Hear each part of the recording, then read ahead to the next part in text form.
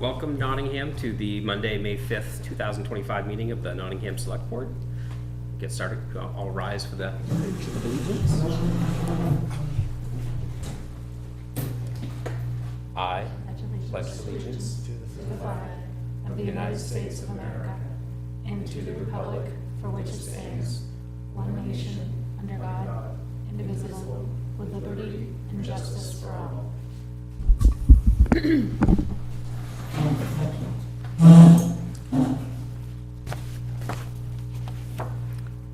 Has everybody had an opportunity to review the manifest account payroll and the payroll? We were just commenting on the electric costs in Marston. In Marston, Gone $38. down. Yeah, it's a couple bucks higher than the other one, which was consistent with the previous month. Yeah. I'll make a motion to, I do have one question. Sorry. So the culverts, which culverts are they working on, CMA? Kelsey Road and Cooper Hill. Those are those two? Yep, so that was part of the warrant article. There was $35,000 for each for the design. That was 2023 warrant articles. So we had signed a contract with CMA, and unfortunately with just everything else that kind of took priority, they're just dusting those off. Oh, okay. So Steve met with them on site last week. So there's still, I would say, in like the conceptual design phase, there's still a lot of things that they need to finalize before we actually see a print. Will they be done this year, do Yeah. you think? Okay. The design will be, and then we'll be ready for permitting. Okay. Sorry, go ahead. all right, I make a motion to approve the accounts payable and payroll manifests of accounts payable 428 and payroll of 429. I second that. A motion and a second. All in favor? Aye. Aye. Motion carries. Any questions on the minutes from the April 21st meeting? Sorry, this will take me a second.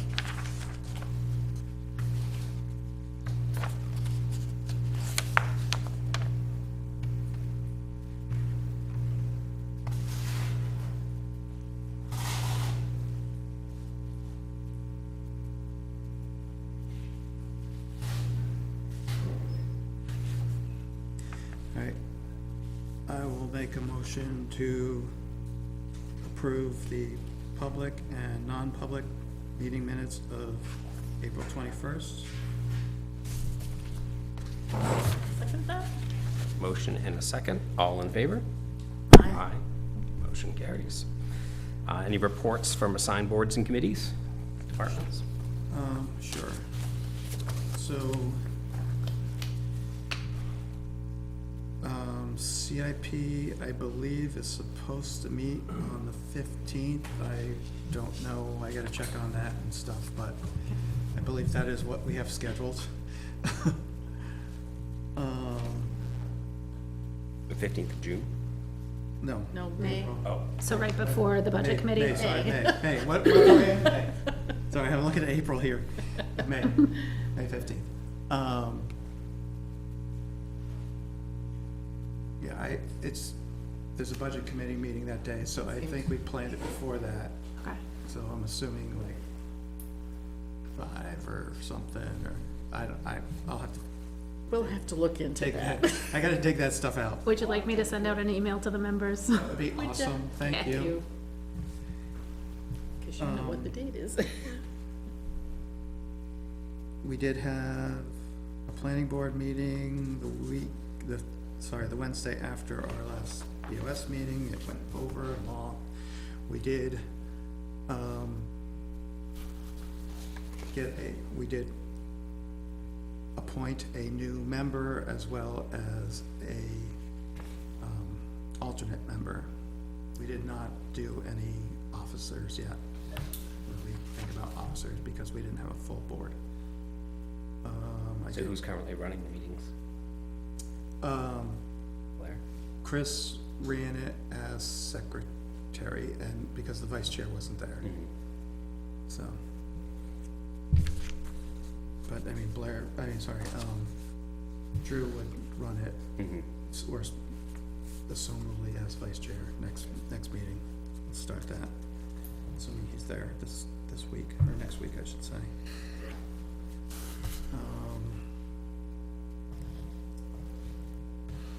did get a call from Eric Jennings complaining about roads, specifically Stevens Point. So, I mean, obviously, we had pretty significant rain, so roads are in pretty tough shape, and, I don't know what the schedule is of Steve getting around to, I know that it was weather dependent before, so. I think what they're trying to do is address the problematic. Right. Even if they can't get there right away to grade, then they're at least going in and, you know, applying gravel where they can, and, or stone, whatever's needed. Yep. So we're prompting him as soon as we get the call. He's going out and taking a look, and then if it needs something that he can do as a temporary fix, that's what they're doing. That was my assumption and what I tried to convey to Eric.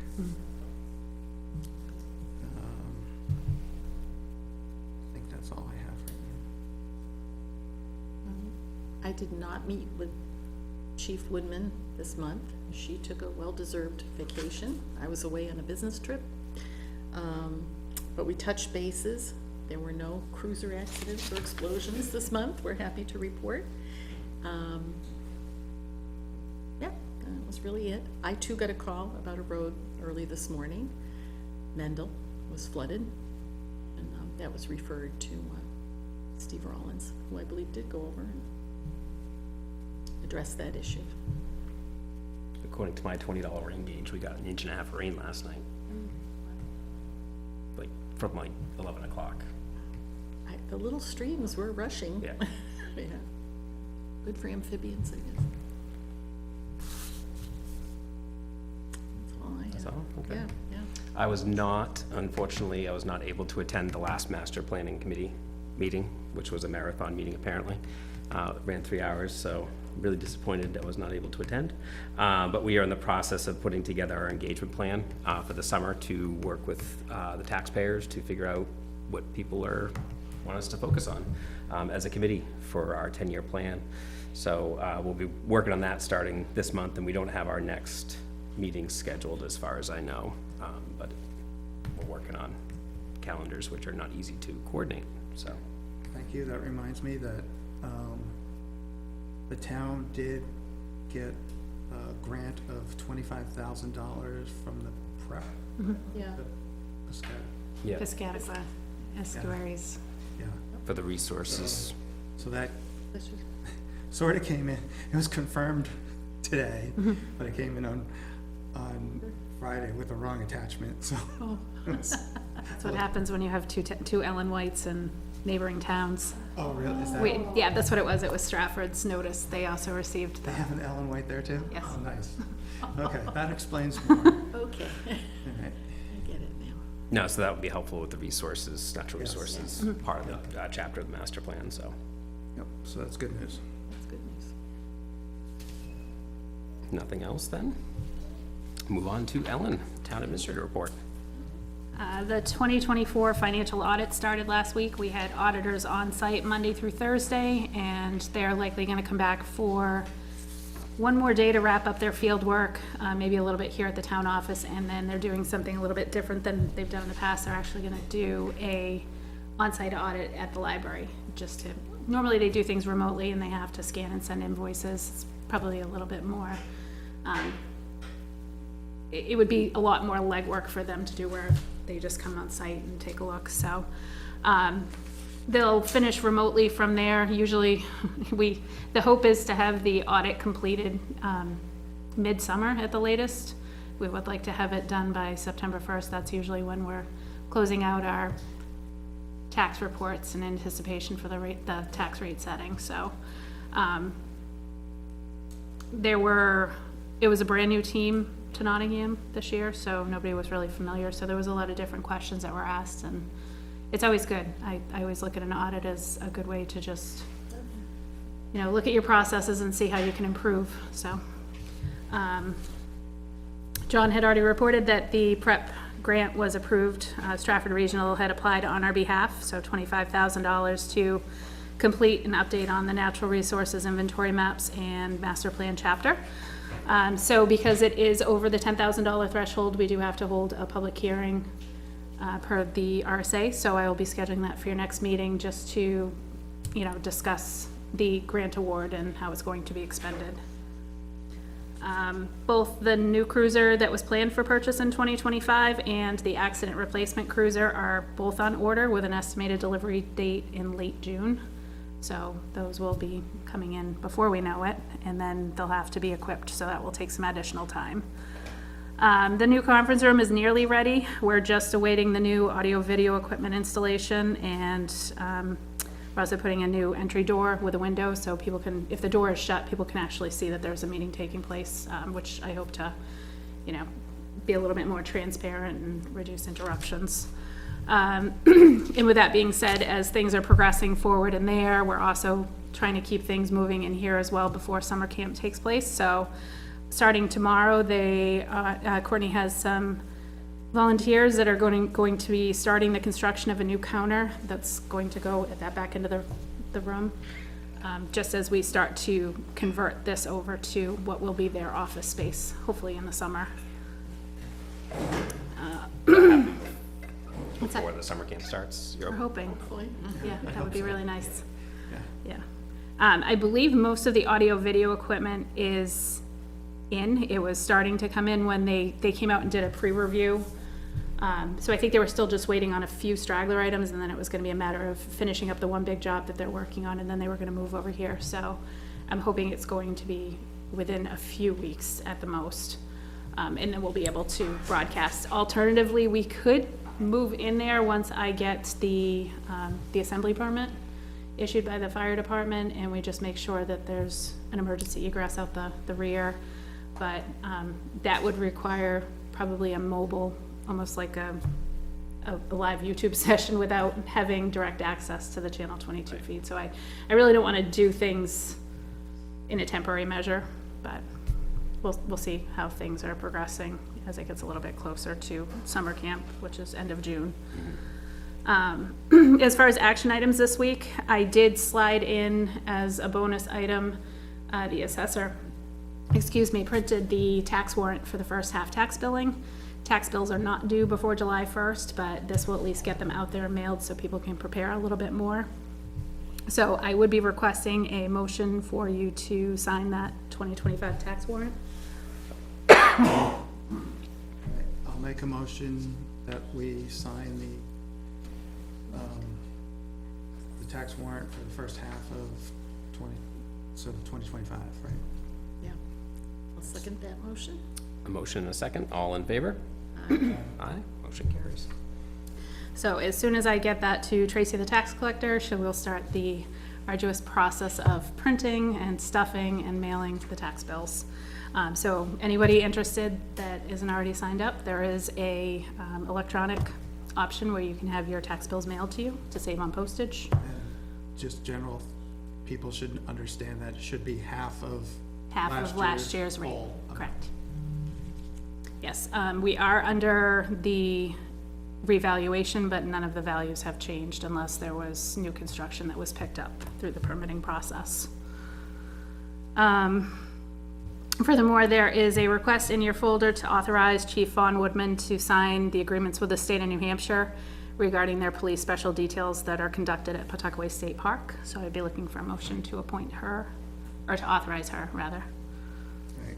I'll make a motion to authorize Chief Vaughn Woodman to sign agreements with the state of New Hampshire regarding police details conducted at Pawtuckaway State Park.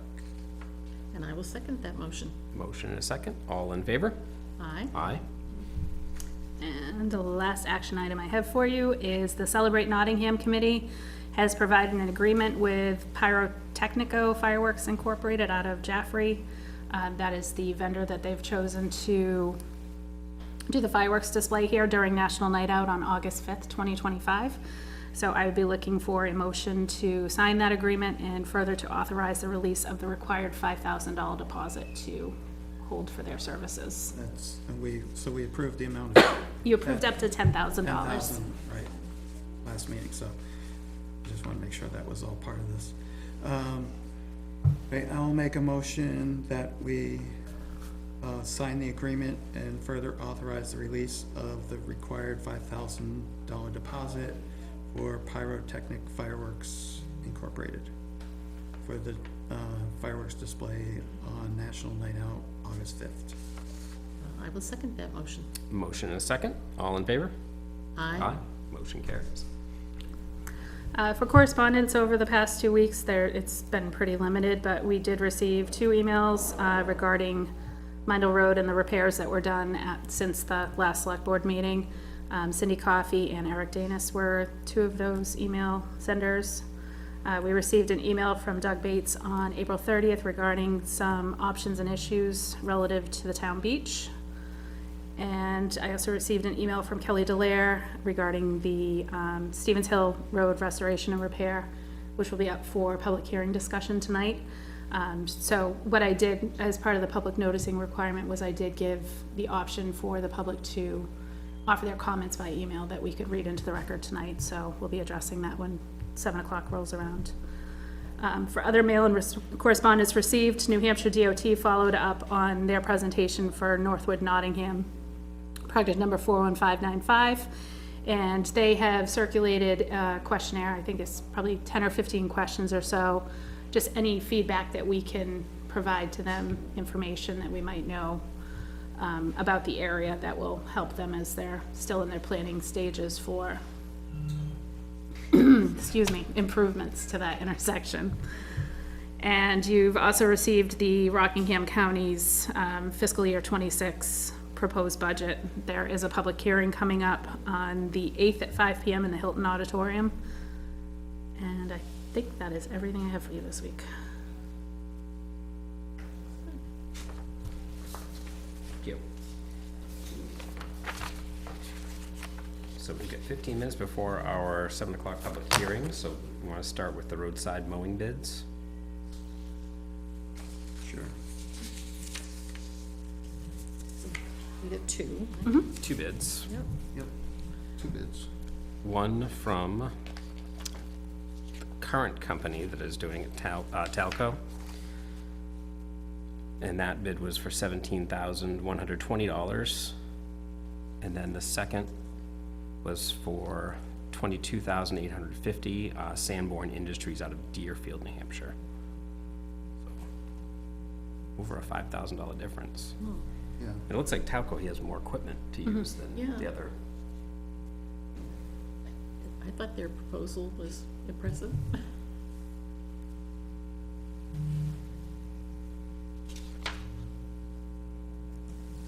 Everything's the same as far as what they're doing. Do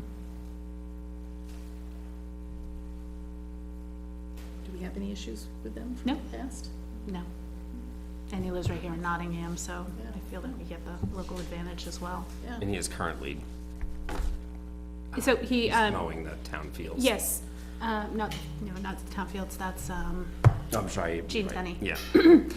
he has done the roadside mowing for us in the past. Typically what they've been doing is about a third of the year, but then we got backlogged.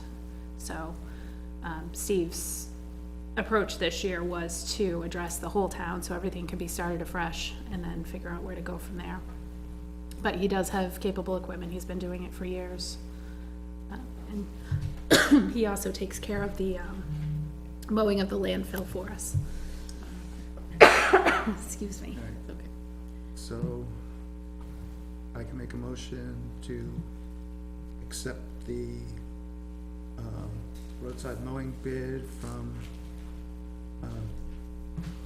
Talco Enterprises for the $17,120. Second that motion? Motion and a second. All in favor? Aye. Motion carries. MOUs. Ellen, you've presented to us 2 or 3 different MOUs for consideration. 2 for the library and then 1 for the food pantry. The library has already been through the library trustees. It was something that was suggested just to kind of clean up their processes as well as ours, just to better outline, who's responsible for what at the library as well as, our payroll processing procedures. So those have already been through the trustees. I wanted to put before you a draft MOU for the food pantry just to talk about. I haven't presented it to them yet so that's still in a very draft stage, but just something to put some type of an agreement in place. I know that they've been using this location for decades now, but it would be nice to have something formalized and have an understanding more than a handshake, which has been what we found in most agreements that have taken place in town.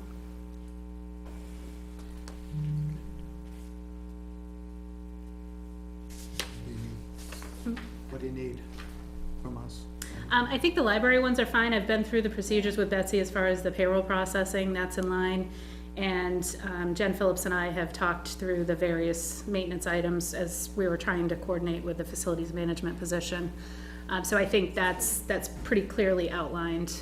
And I don't think, I mean, from what I understand, there's no change in how we're doing anything. No. It's just putting it in writing. No, it just puts it in writing. It makes it clear for people down the road that are trying to figure out who does what Right. as positions change, so. No, I think this is good. I think those ones are probably fine, and then I'm welcome to input on the other one, and I think probably the next step as far as the MOU for the food pantry would be, I would circulate it off to their board and have them review it for comment as well. Yep. Well, it looks-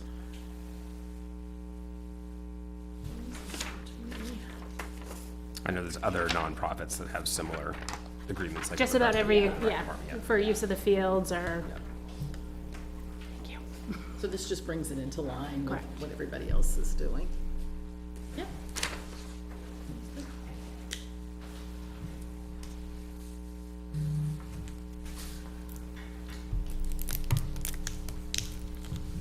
Yeah. You fine? Are you guys fine with Yeah, Ellen Yeah, oh, circulating that after so the do we need a food pantry? motion on the library one? yes, please. All right.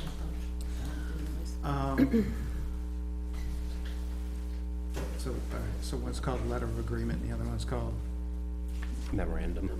memorandum of understanding. All right. I will make a motion that we,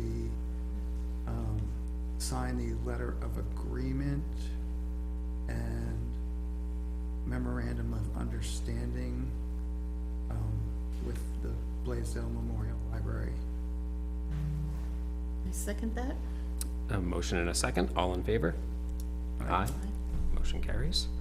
And then you'll present this to the food pantry board, and I'm assuming they'll get it back to us with feedback, and then we can go back and forth. Great, Correct.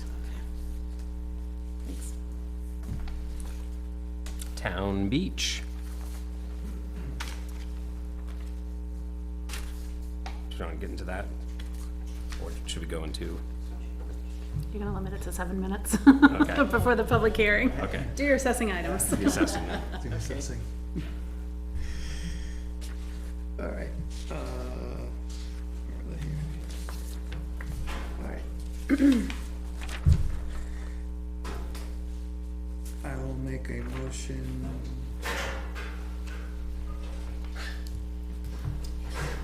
Thank you.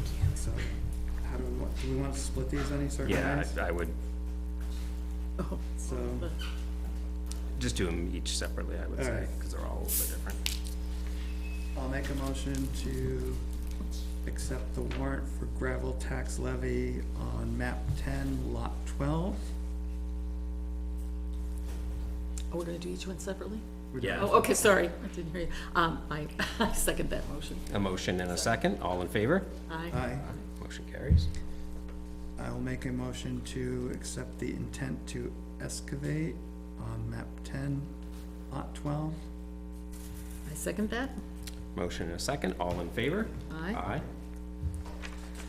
I'll make a motion to accept the certification of yield taxes assessed on map 69, lot 17. I second that. Motion and a second. All in favor? Aye. Aye. I will make a motion to accept the warrant for yield tax levy for map 69, lot 17. Second that. Motion and a second. All in favor? Aye. I will make a motion to accept the certification of yield taxes assessed for map 20, lot 10. Second that motion. Motion and a second, all in favor? Aye. Aye. I make a motion to accept the warrant for yield tax levy on map 20, lot 10. I second that motion. Motion and a second, all in favor? Aye. Aye. I make a motion to accept the certification of yield taxes assessed for map 20, lot 4. Yep. 27. Seven. Map 27, lot 4. I second that motion. Motion and a second, all in favor? Aye. Aye. I make a motion to accept the warrant for yield tax levy on map 27, lot 4. I second that motion. Motion and a second, all in favor? Aye. You went too fast, because you still only brought us to 6:55. Sorry. That's okay. We should have We taken did turns, these twice John. separately. You wanna do them Give you a twice? break. Sure you don't want to review those in detail? Well, we can go over the action items from last meeting, which there weren't any. The action items for last meeting, the action items for next meeting. We have general public comment. 5 minutes, 4 minutes. We can take a 5-minute break. Do you want Steve to give an overview of what the plan is for Stevens Hill Road? Oh, yeah. Oh, yeah, that'd be great. I didn't know Steve walked in. It's in there. Steve goes, what? Steve. Just in time. Time to kill 5 minutes. Yeah.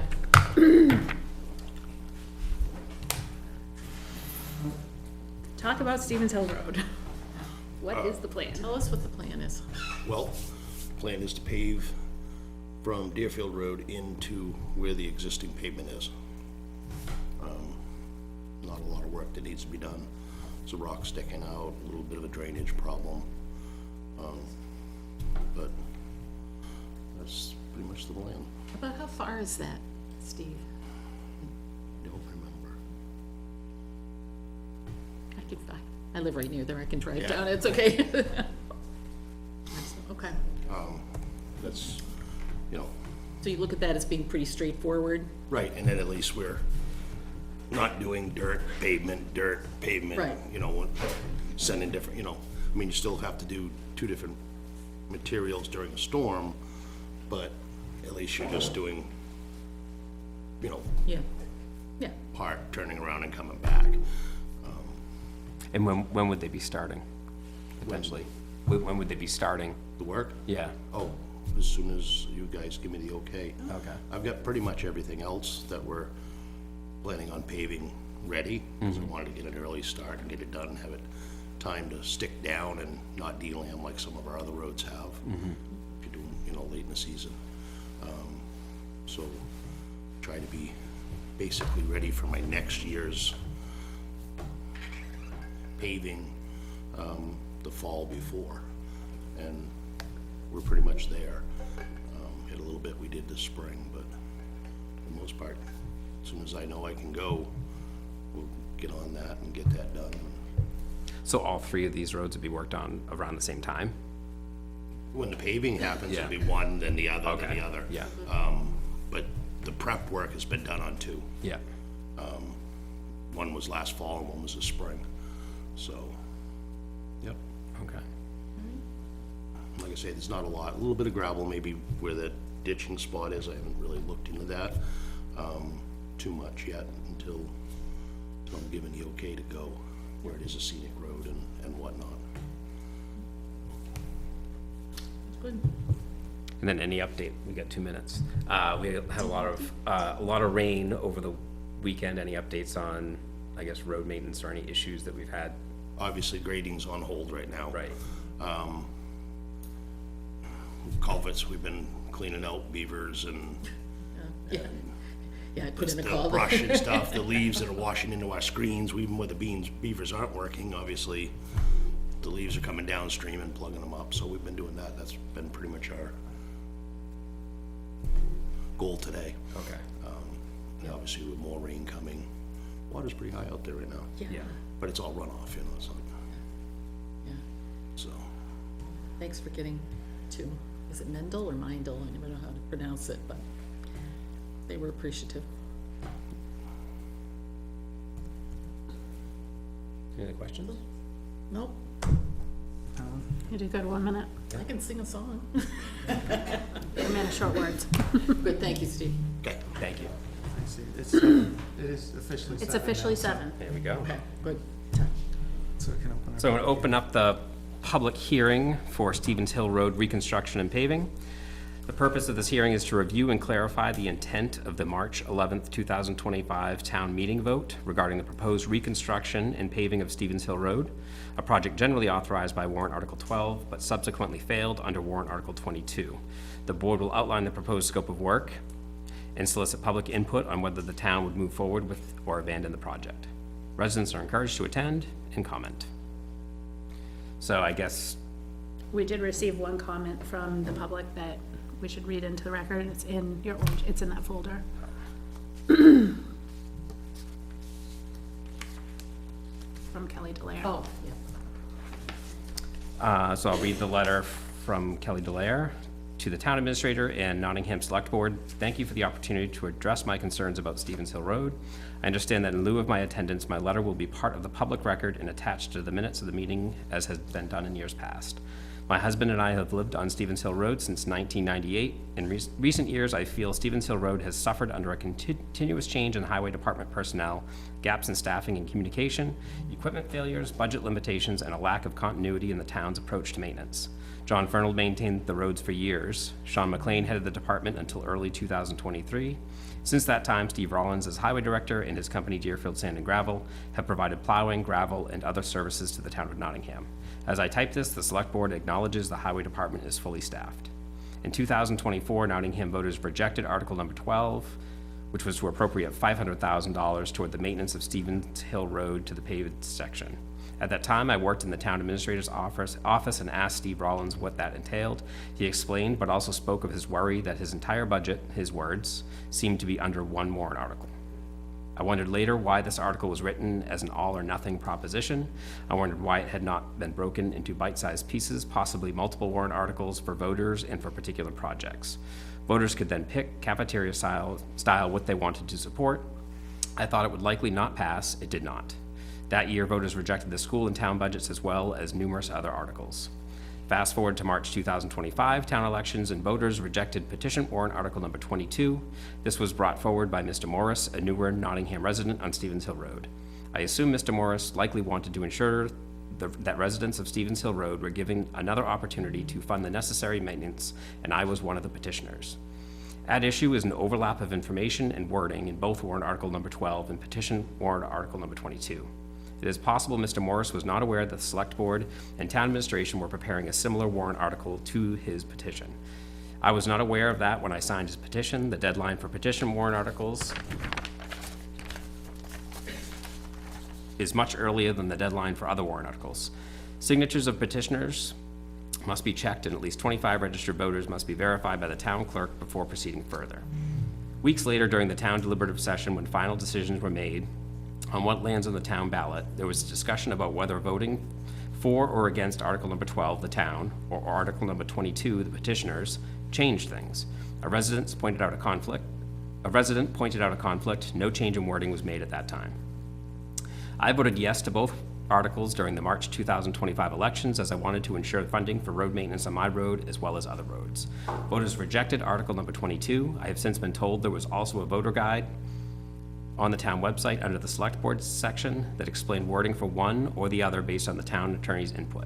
No voter guide mailings, as in previous years, went out per the board's decision as a cost-saving measure with their default budget limitations. Not everyone is able to navigate the inner pages of the town website for voting information. In this instance, I feel things should have been better communicated with more information available and visible to voters, especially when one vote negates another.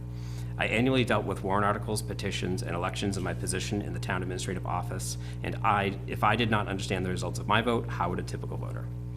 Stevens Hill Road is 3.86 miles long. Surprisingly, it is the longest road in Nottingham. GIS assessing records for the town list 77 owners on the road. A conversation with Nottingham Building Inspector Dale Silva will confirm to you the number of homes being built on Stevens Hill Road. Sylvia, I'm sorry, not Silva, being built on Stevens Hill Road in recent years, and the strong likelihood of future development as this road is land rich. Joseph Falzone, a local developer, has made no secret Nottingham is a hot spot and works in town frequently. Each spring starts a convoy of trucks related to the building of homes. Logging trucks, lumber, drywall, cement, dump paving, and landscaping trucks. You can tell where things are in the building process by what vehicles pass by. All of these, as well as typical commuter traffic, do damage to the road, and it was not built to sustain all of them. I have no issue with development. I feel what brought me to this small town attracts others, but the end result is damage to a road that must be maintained. I listened to Eric Danis and his neighbors speak during the board meeting April 21st of Mendel and Russell Road and the similar issues there. Stevens Hill Road has the same issues, if not more, and much more traffic. And this road has been a town maintained road all along, not just in recent years. Longest Nottingham roads over 3 miles. This information from the Nottingham website Highway Department list of roads and also Nottingham GIS maps. Stevens Hill Road, 77 owners, 3.86 miles. Guile Road, 75 owners, 3.39 miles. Deerfield Road, 65 owners, 3.55 miles. Kennard Road, 60 owners, 3.14 miles. Stevens Hill Road is the longest road in Nottingham. It should be maintained in relation to its use. I suggest a traffic study, as I think you'd be surprised the volume of traffic on this road. 77 owners means 77 property tax bills set to fund road maintenance. What are we funding? Maintenance on every other road but not our own? Please help the residents of Stevens Hill Road in our efforts to repair, restore, and or pave as needed. This is only the beginning, as the existing paved section should be under consideration next, as it is also in disrepair. And to any naysayers who state the paving of Stevens Hill Road will encourage speeding, there is speeding throughout town and area towns. One paved section of road will not change that. Thank you again for your time. Kelly Delaire, 47 Stevens Hill Road. I need a sip of water. Should have split that up. Thank you for reading it, I wouldn't have made it. Oh my gosh, I haven't read that much since I read books to my kids in bed. Are there any public comments on Stevens Hill Road? I ride my bike. I'm sorry, you need to come up, state your name, and I ride my bike up and down that road. I just need you to state your name into the. My name's Dan Davis. I live on Deerfield Road. I've been here 25 years. I moved here for recreational opportunities. I ride my bike on Stevens Hill Road, and I like the country feel of a dirt road. It's a different perspective, but I really have enjoyed that for 25 years. I really don't want them to pave it. And when I get into Deerfield, I see that there are roads that they have designated as country roads. And they're gonna stay that way. That's decisions that the town of Deerfield made. Has the town of Nottingham considered that? Do we wanna keep certain roads dirt for the country feel of the town? Or are we gonna pave everything? I think the roads that are designated as historic, right? Is Stevens Hill one of them? Yeah. Well, Stevens Hill is a it's historic road. It's a scenic road. Yeah. Yeah, In Deerfield, you've seen the signs. yeah. Should we do similar? Do you think a dirt road has more scenic and country value than a paved road? I do. It's just perspective. Thank you. Thank you.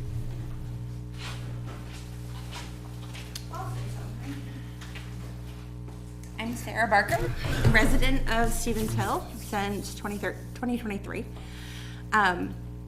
The highway just did the grading on Stevens Hill, and if you want to take a ride down that road, it looks like it needs it again. So I look at it as we can pave it and get some decent use out of the road, or it's just constantly needing the highway team back over there. It's an absolute nightmare in the mud season to even try to get off of Deerfield onto Stevens. I actually prefer winter because it's at least frozen and you can pass through it fine. But I agree with what Lori spoke to in her comment of paving it won't increase speeding any more than speeding occurs. I look at it more as like the safety and the ability to get to my home in an effective means. Thank you.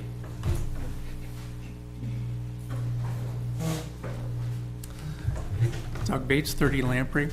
I'd like the board to consider that the fundamental reason we're ending up having to have this public hearing is the board's practice of combining multiple road reconstruction projects into a single warrant article, which is confusing for the voters because, sometimes, well, I like that project and I don't like this project, so how should I vote? And this problem, I think, would go away if you would just break them up. Now, I know that removes some set flexibility from you, but it also avoids events like this. Thank Thank you. Thank you.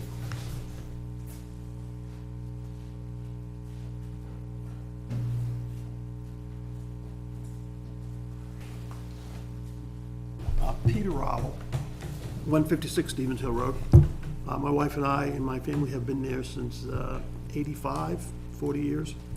And back then, you needed a four-wheel drive to get down part of the road in the springtime. It was grass grew up in the middle of it. We've seen a lot of changes. There were probably 5 antique houses on the road at that time, maybe a couple other new builds. Now there's 65, 66 homes there. The beginning of Stevens Hill Road cannot be maintained as a gravel road. Mr. Rollins could tell you that. When you get a traffic count to a certain point, it just beats the road up. And he graded it last week, it's rained, there's gonna be potholes in there. Well, there's potholes there now, and they'll be bad. So, I just hope it gets repaired and gets maintained. We've enjoyed it, all this time, but now it's time to pave some of it. I don't think the whole thing should be paved, but up to just what he's talking about should be done. Thank you. Thank you. Thank you.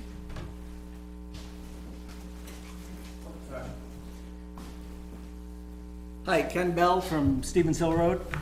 We've been up there since '91, and I want to see it paved. I've lived on that road for a long time, and yeah, I'm ready to see it done. So, that's it. Thank you.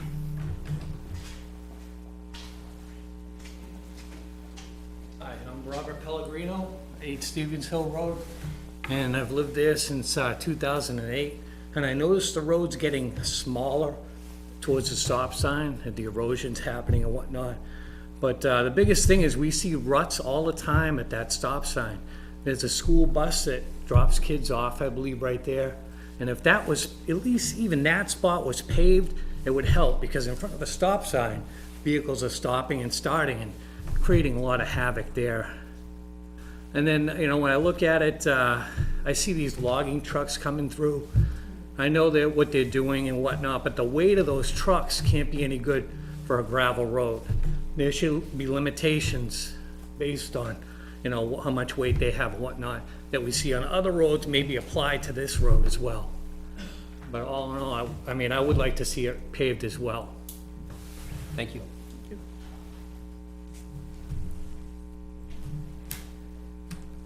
Any other public comment?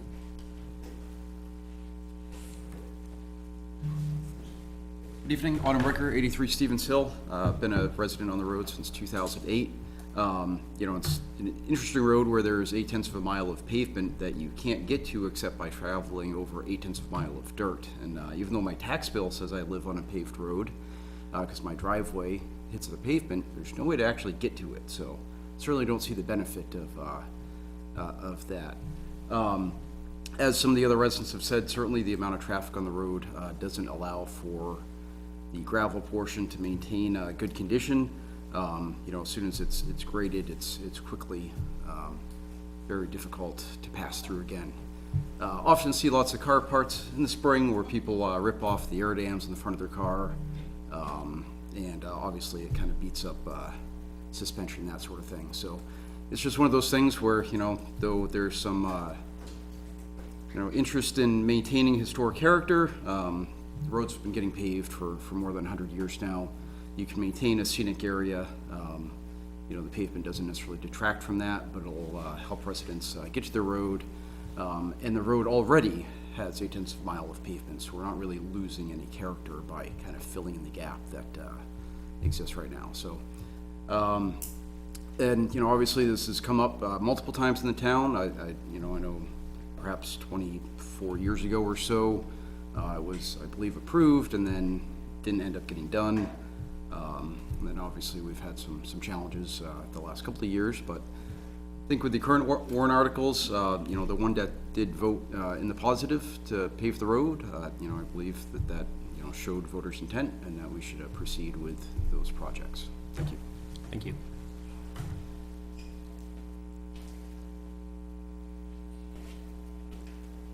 Any other public comment?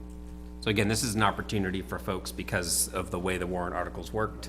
The select board, with going on our advice from our attorney, plan to move forward with the project, but again, we wanted to let the public have the opportunity to provide input on the town proceeding with that project, so. Sounds like majority does, right? Right, but yeah, it was But- more of because the two warrant articles being sort of in conflict with each other, that we wanted to make sure that the public was okay with us moving forward with the intention of warrant Article 12. Right.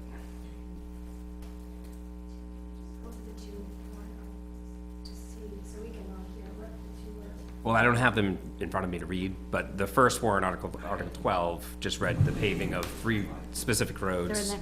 And- They are in there. I think there's a legal interpretation, it's included in that. Are they in there? I have that. There's like a cut and paste section that you should be able to. Okay.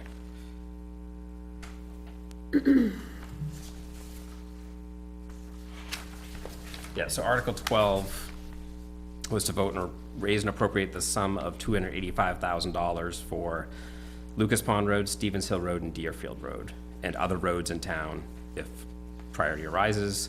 And then 22 read to see if the town will raise and appropriate the sum of $120,000 for highway reconstruction and maintenance of Stevens Hill Road from Deerfield Road to the existing pavement. Right. No, they're planning to pave the portion of Stevens Hill Road.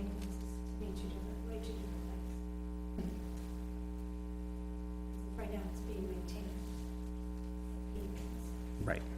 Way more cost. And I don't believe the project cost is $120,000 either. No, I think it was closer to 100,000 if I remember Yeah. correctly, based on the lane miles. Yeah. I thought I heard 500,000, was what? No, that was a warrant article from 2 years ago that failed Okay. for $500,000. But it was another warrant article that encompassed multiple roads, not just Stevens Hill Road. So one passed and one failed, is that This year, yes. Yeah. Yep, 12, passed. 3 passed? It's kind of redundant. Well, Right, yeah. well, the second one confusing. was a petition warrant article. Okay, so if it passed, it passed. No, it So didn't. actually, The second one did not pass. Right, but First the one. first one passed, so it seems like. But there was question of whether it was the no means no. So, They need to come up. yes, thank you. Many people thought it was an additional. Yep, Robin, if you want to continue speaking, you do need to come up. Okay, sorry. Sorry, I broke the rule too. Yeah. The way that it was presented at the deliberative session was that if Article 22 failed, then it would negate any work being done on Stevens Hill Road under warrant Article 12, even if that passed. But with the change of legal counsel, the new attorney is of the opinion that it was, the reason why Article 22 failed was because it didn't get the support from the voters to raise the money twice for the same project.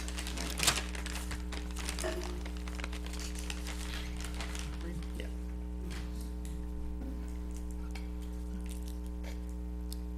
Anybody else want to come up and state their name and address and comment on Stevens Hill Road? Last chance. Okay, with that, we can close the public hearing for Stevens Hill Road construction and paving.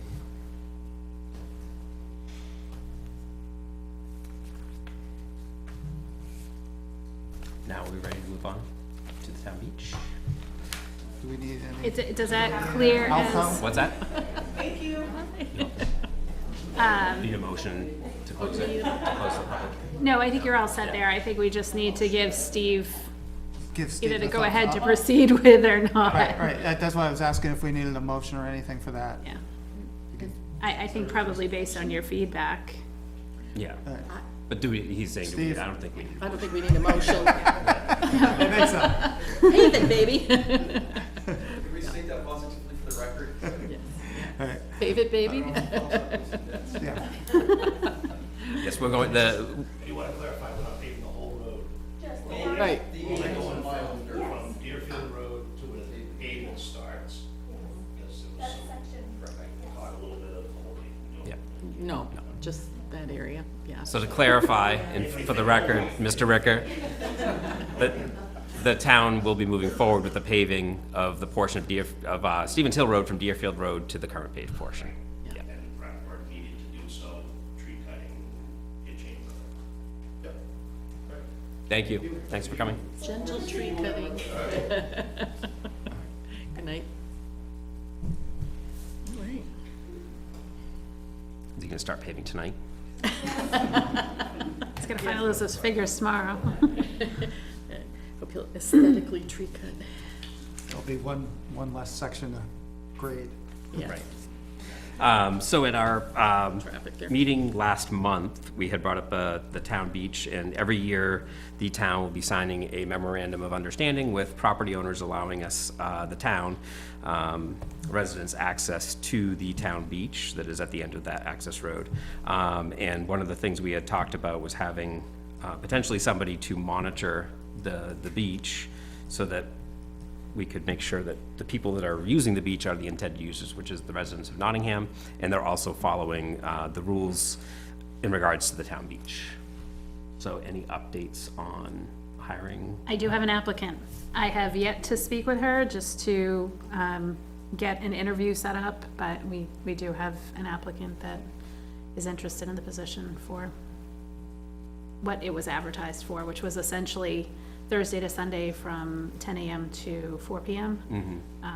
It was somewhere to start, just to have some monitoring, some activity, some oversight down there. So I guess we'll see where that goes. I plan to get her to come in and meet with me and Courtney as soon as she's available. Okay. So one of the other issues we're going to run into is if, I was talking to Ellen about this earlier, is if we have a beach monitor from 10 to 4, do we talk about having the beach open longer? And if so, who would be opening and closing the gate? Last year I did it a few times, the neighbors did it a few times, but we do need to have dedicated.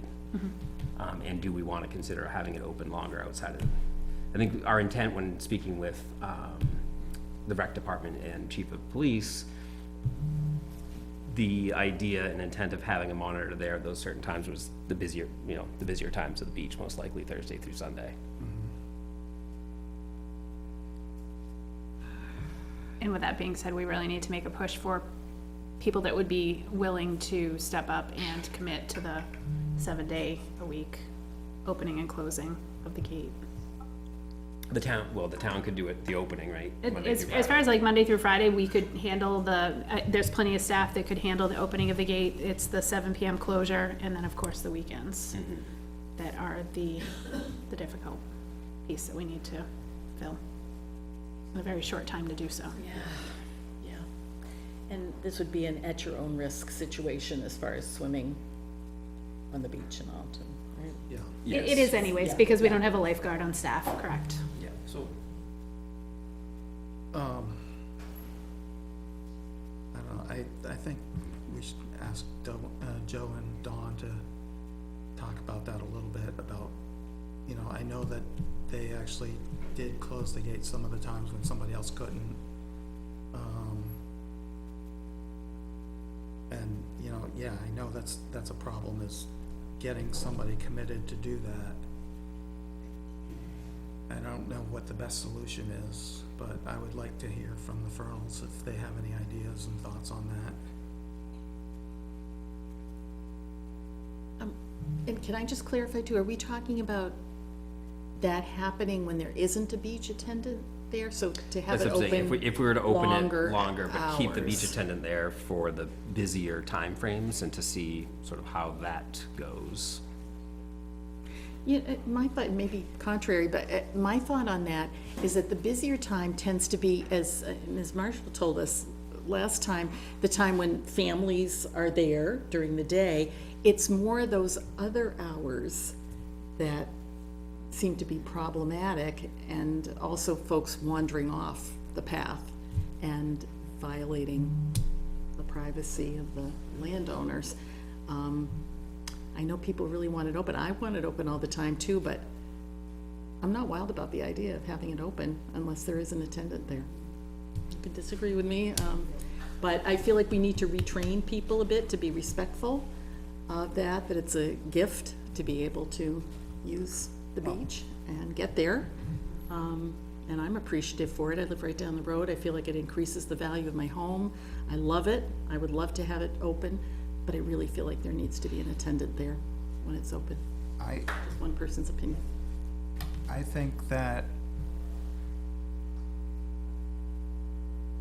we do something like, what was it, Tamworth or whatever, and, you know, we do have our dump stickers, which are Facility use permits. our beach permits, and that if people are not displaying them and they're parked there, we slap them with a large ticket. You know, and if people start getting those, they're gonna learn quick enough that they don't show up. So we will have to hold another public hearing in order to implement that right now. The current parking ordinance that's in place prohibits parking without the display of that facility permit in specific places, but the fine structure is set at $25. So, I mean, we could set different rates for different places too, right? So I think I would be in favor of doing something like that. I mean, what happens if we have, you know, if we do hire a person, or for instance, we can't hire a person, does that mean that the beach is gonna be closed all year? Or what happens if the person we do hire calls in sick? Do we have to close the beach that day? You know, what if it's the most beautiful day of the year? What if it's 4th of July? So, it's kinda, I would hate to see us limiting the use of the beach to our residents, but they should be respectful, they need to be respectful, and if they don't, you know, if it's out-of-town people that don't have a permit, or whatever, a parking permit, you know, we start collecting some revenue.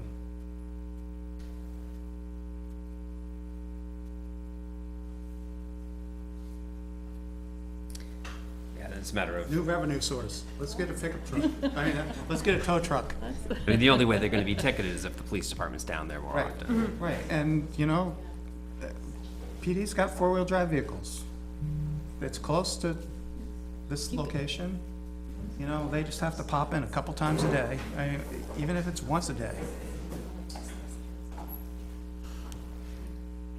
Yeah, I'm a little bit concerned too about walk-in, bicycling in, paddling in, and the park is kind of a weird situation. They haven't even opened up yet this year for reservations for camping in Pawtuckaway yet. It's a weird, oh, it's a lie? July. Oh, July, I thought you said it's a lie, sorry. July for Sorry, yeah. Great, so they have started, yeah. Because I do think a lot of out-of-towners, again, I don't think it's the residents, like, you know, Robin says, when you're down there and they're the residents during the daytime, their families enjoying it. I think tends to be more campers or people going by and finding this lovely spot that becomes theirs. I acknowledge the problems with just having one beach attendant in limited time, but I don't think, I just don't see things changing significantly unless we have an attendant there, a dedicated attendant. And I don't have a solution for the ideas. Like you I- said earlier, that's the time of the day, that really isn't the problem. You know, it's Right. it's Yeah, the right. other hours Right. that the You mean attendant's not gonna be there anyway. After 7 PM? Is that what you're Yeah, talking? or whatever. You But know, once it's you like- lock it, the gate, and Well, if we you did still get have the people police walking going in by, and that- yeah. Well, I'd love to see the police go by at 9 o'clock at night and unlock the gate and drive down there. I don't know if that's fair to ask Chief Woodman or not. It is fair to ask, that's definitely fair to ask. But it seems It's like it part would be of- a good way of discouraging people. And if we could do that consistently for summer to kind of get that message out, that people aren't entitled to just use this private property at will, that maybe we could establish good habits again amongst everybody. But yeah, it costs. Do you guys have anything to add? Yeah, your turn.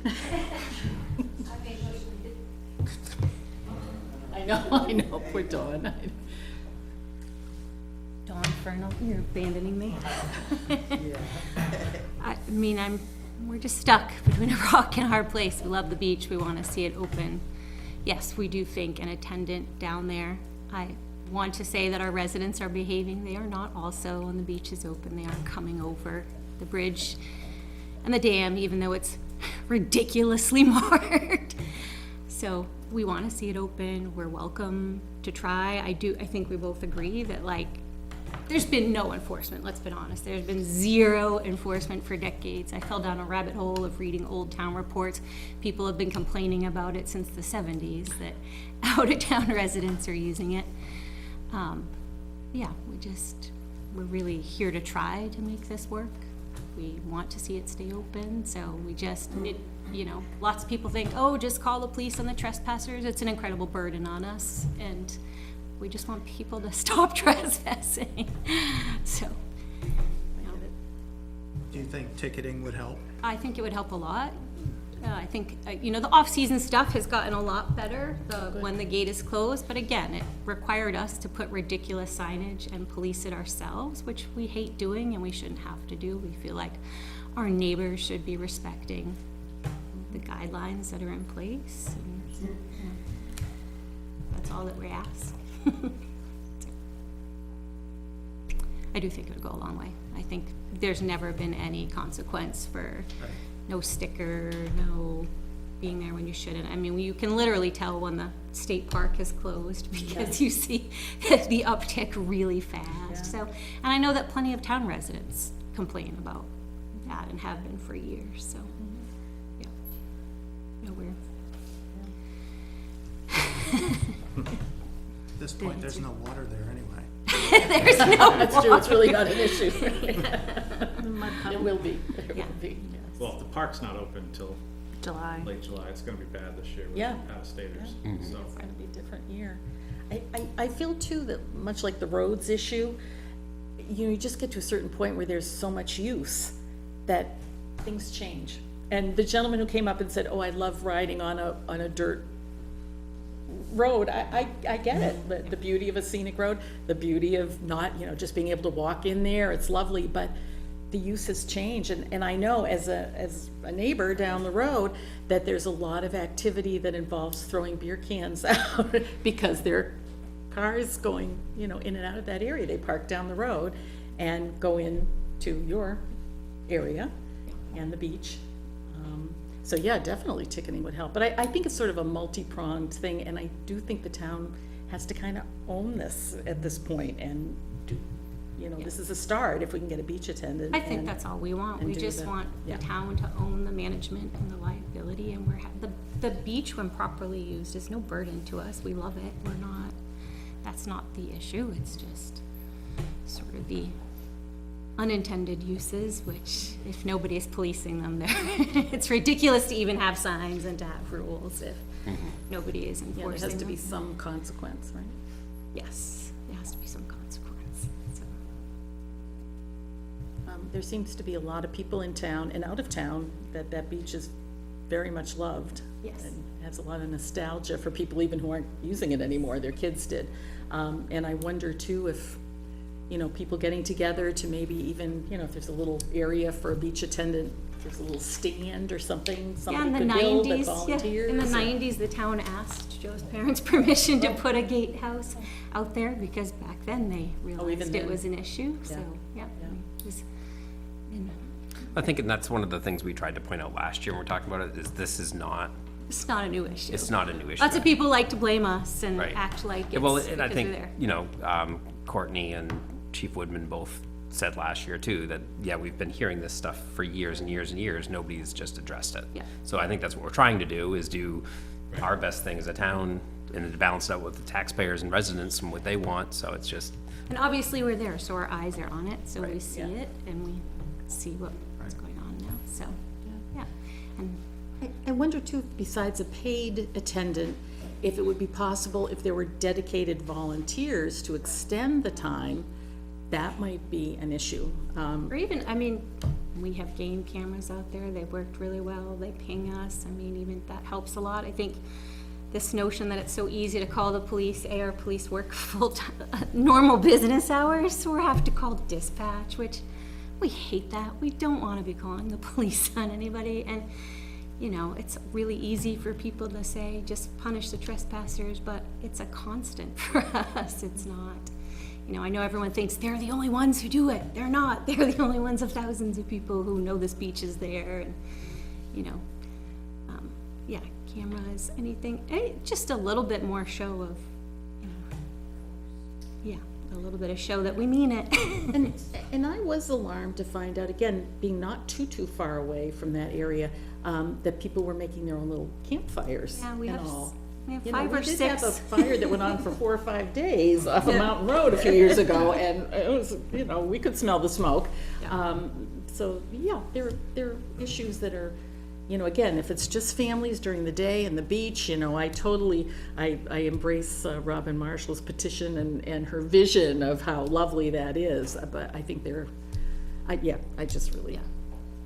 I'd really like to see a And beach it's- attendant there whenever it's open. And for us, it is a shame to see if the beach is closed and people are coming in off kayak from Fun Day. They're definitely not Nottinghamers now getting the benefit of having a whole beach to themselves for the day.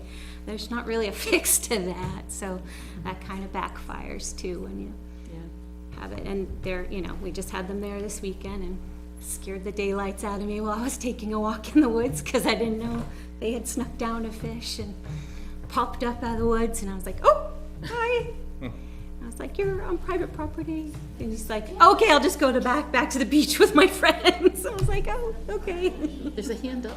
Yeah, we'll bring, we're gonna, What? Do you have to let your property walk down? Stupidly now. Like, it's embarrassing how much we've had to I was mark just it. wondering, because Yeah. I walked in there, and I haven't walked in any project, but wherever there was a trespass, I would turn around and go back.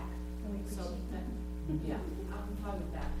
But why do we need a monitor? Because we want to, For education, okay, I think, you know, to educate people on how to use it. We have friends who said, oh, yeah, you know, we left the beach and we bring our kayak down there. And, what? There's a sign? It's kind of human nature to, I don't know, somehow ignore this. The more signs there are, the more they ignore them, apparently. I know, I compare it to like what PLA has done with the milfoil. Is like you have people down at the boat launch to educate people on that because asking people for years to just do it wasn't working. Wasn't working. So you have those volunteers and monitors to kind of go down and do, so I see it the same way as the beach monitors to, like you said, educate Really people. educate people, and yeah. rules, and I mean, I don't wanna I think it's a rare beach or recreation area that doesn't have someone around keeping an eye on things. And Right. Right, One that's yeah, half a mile in the woods. yeah. I think that's the unique nature of it. It's not something that the police department can easily drive by and keep eyes on. I think just the sort of the nature of where it is. So again, we're willing to try whatever new attempts. We're just a little exhausted by it. So. No, I get it. Is there a liability factor if we used volunteers there is there any kind of liability if a group of volunteers who signed the petition wanted to add hours to? I think the biggest thing is to be able to safeguard. I mean, it's going to be somebody that has a keyed access to the gate, so the assumption would be that volunteer would be prescribed to that duty and not, you know, very clear, it's not for personal use. Gotcha. You have the key to the kingdom, don't yes, abuse it. Which that I think so, unfortunately yeah. was a problem. But, so usually, on a volunteer base, you're expecting that, whereas if it was, you know, somebody that was on a payroll or stipend basis, you know, if it's not working, then that privilege is revoked. Right, but you know, in my vision of this, that if we had someone there from whatever 10 to 4, say that was a paid person, but if a volunteer wanted to do 4 to 7 and lock up, is that something? You can think about that. Sorry, put you on the spot. I'm not thinking about it, but that's what I imagined. If you know the town could only pay so much, or find someone to only do, or would there be someone who'd fill in for a paid person? I mean, there seems to be a lot of passion. You can't about have it. a volunteer do a position that's expected to be paid. You can't mix that, so. In the past, we have paid gate attendants. They've done that through the rec department budget for stipend. But, I mean, that's been split over 2 people just to balance the 7-day-a-week load, but however it could work out. Yeah, just exploring the idea of, some folks who might be retired or not working in the summer might enjoy, greeting people and, giving them a little education about it, if it would extend the hours a little bit.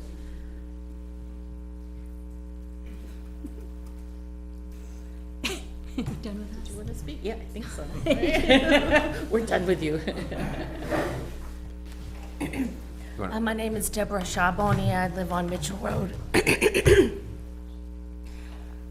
Please excuse me because I don't have a lot of history in how this beach was run. I'm just going to throw out what I saw happen in Kittery. They have a beautiful place called Fort Foster. Costs a lot of money to maintain it, but what they do is offer it to people who want to use it, town residents or otherwise. So I'm just throwing this out for troubleshooting ideas. When people live in the town of Kittery, if they want to go to Fort Foster, they can pay a one-time fee for the year and have unlimited usage. That's a really good deal, and it's affordable. So if I lived in Kittery, I would pay $20 for the year, have unlimited access, because I'm a resident. A lot of people think that's okay. You could make it a $1 fee in Nottingham, just to say you're doing something. You get a ticket, sticker on your car, you can go in, unlimited access for $1 if it's voted on. This is just an idea. You could have people who live in another town, they like that little spot, charge them $5 to use it, unlimited access. Charge them $50 a year to use it, unlimited access. You decide. You think about how much money you need to pay your workers, other fees, you figure it out.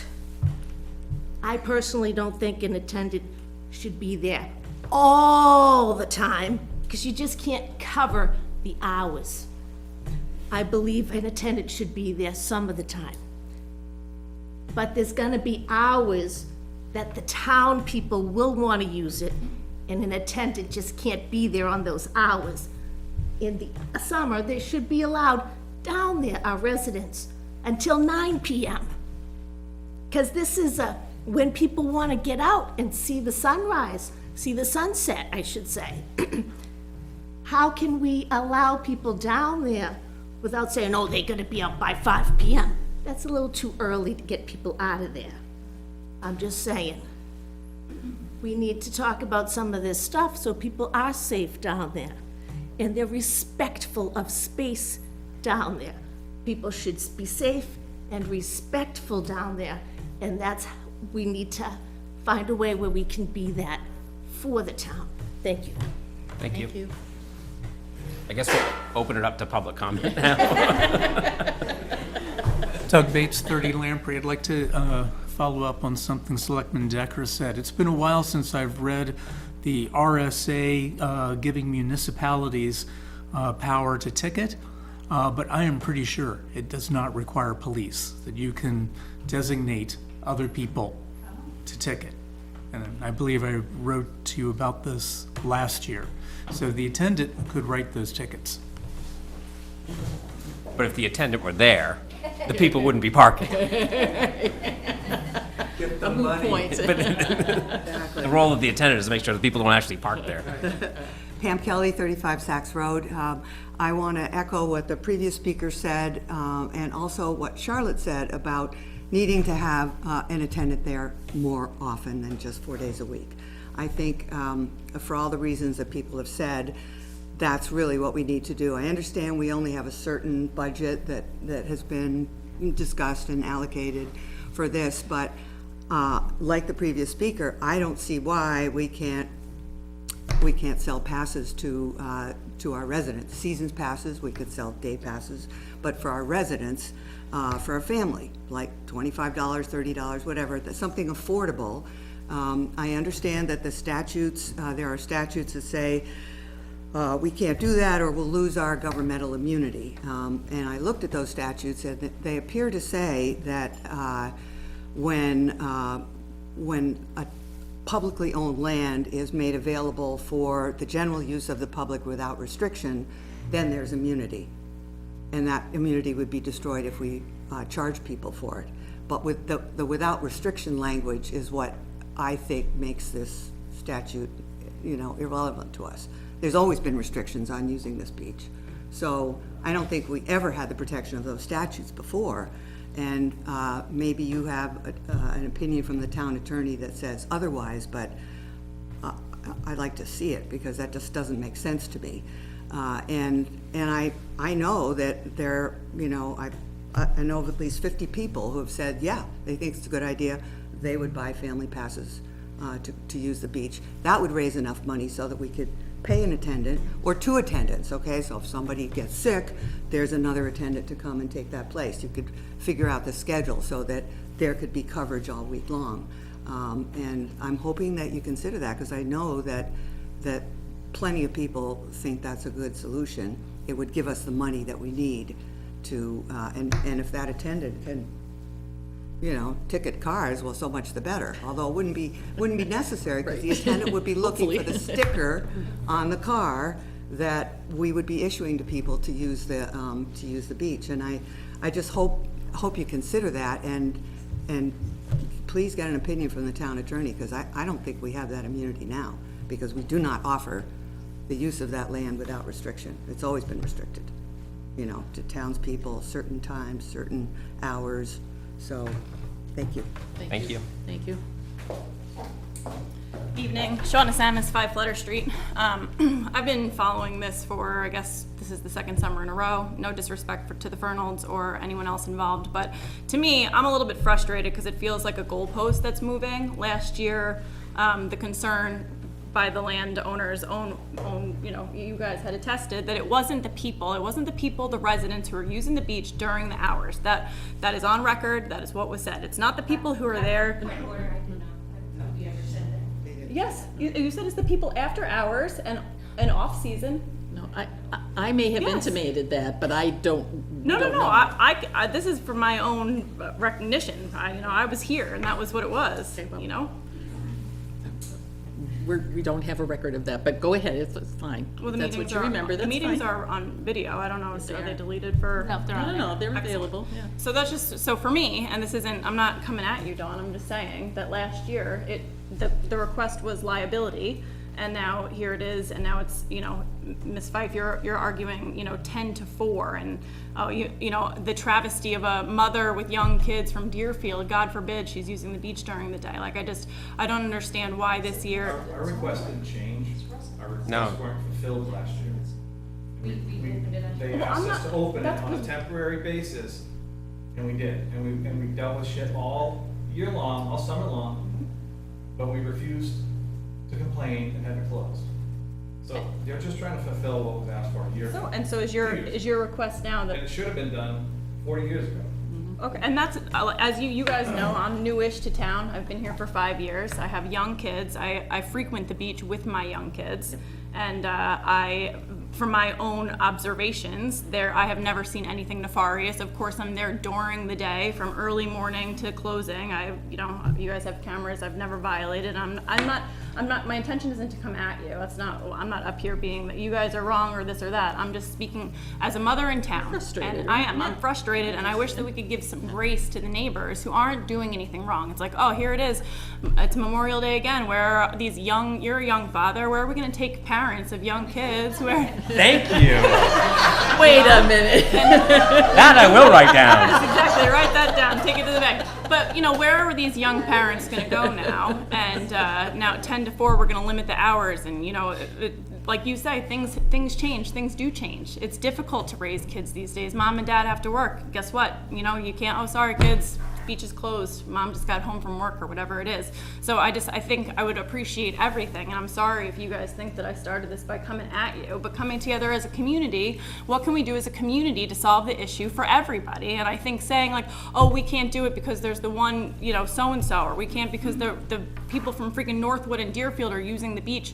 I mean, I just don't think that it's fair, and whatever the, you know, if you guys can come up with a dollar amount of what needs to be raised by the community to be able to, you know, I'll you know, you want another cameras, I'll pay for the cameras, I'll pay for the seasonal, whatever it is to filter. There's people who are willing to do it, but I just think saying from 10 to 4 and it must be an attendant, and who are you punishing, in my opinion, and that's why I'm pissed off, you're punishing the kids of Nottingham, the young kids who are here. They want to learn to swim. They're young kids. Where do you want them to go? And instead, we're over here, we're all arguing about all these people out of Massachusetts.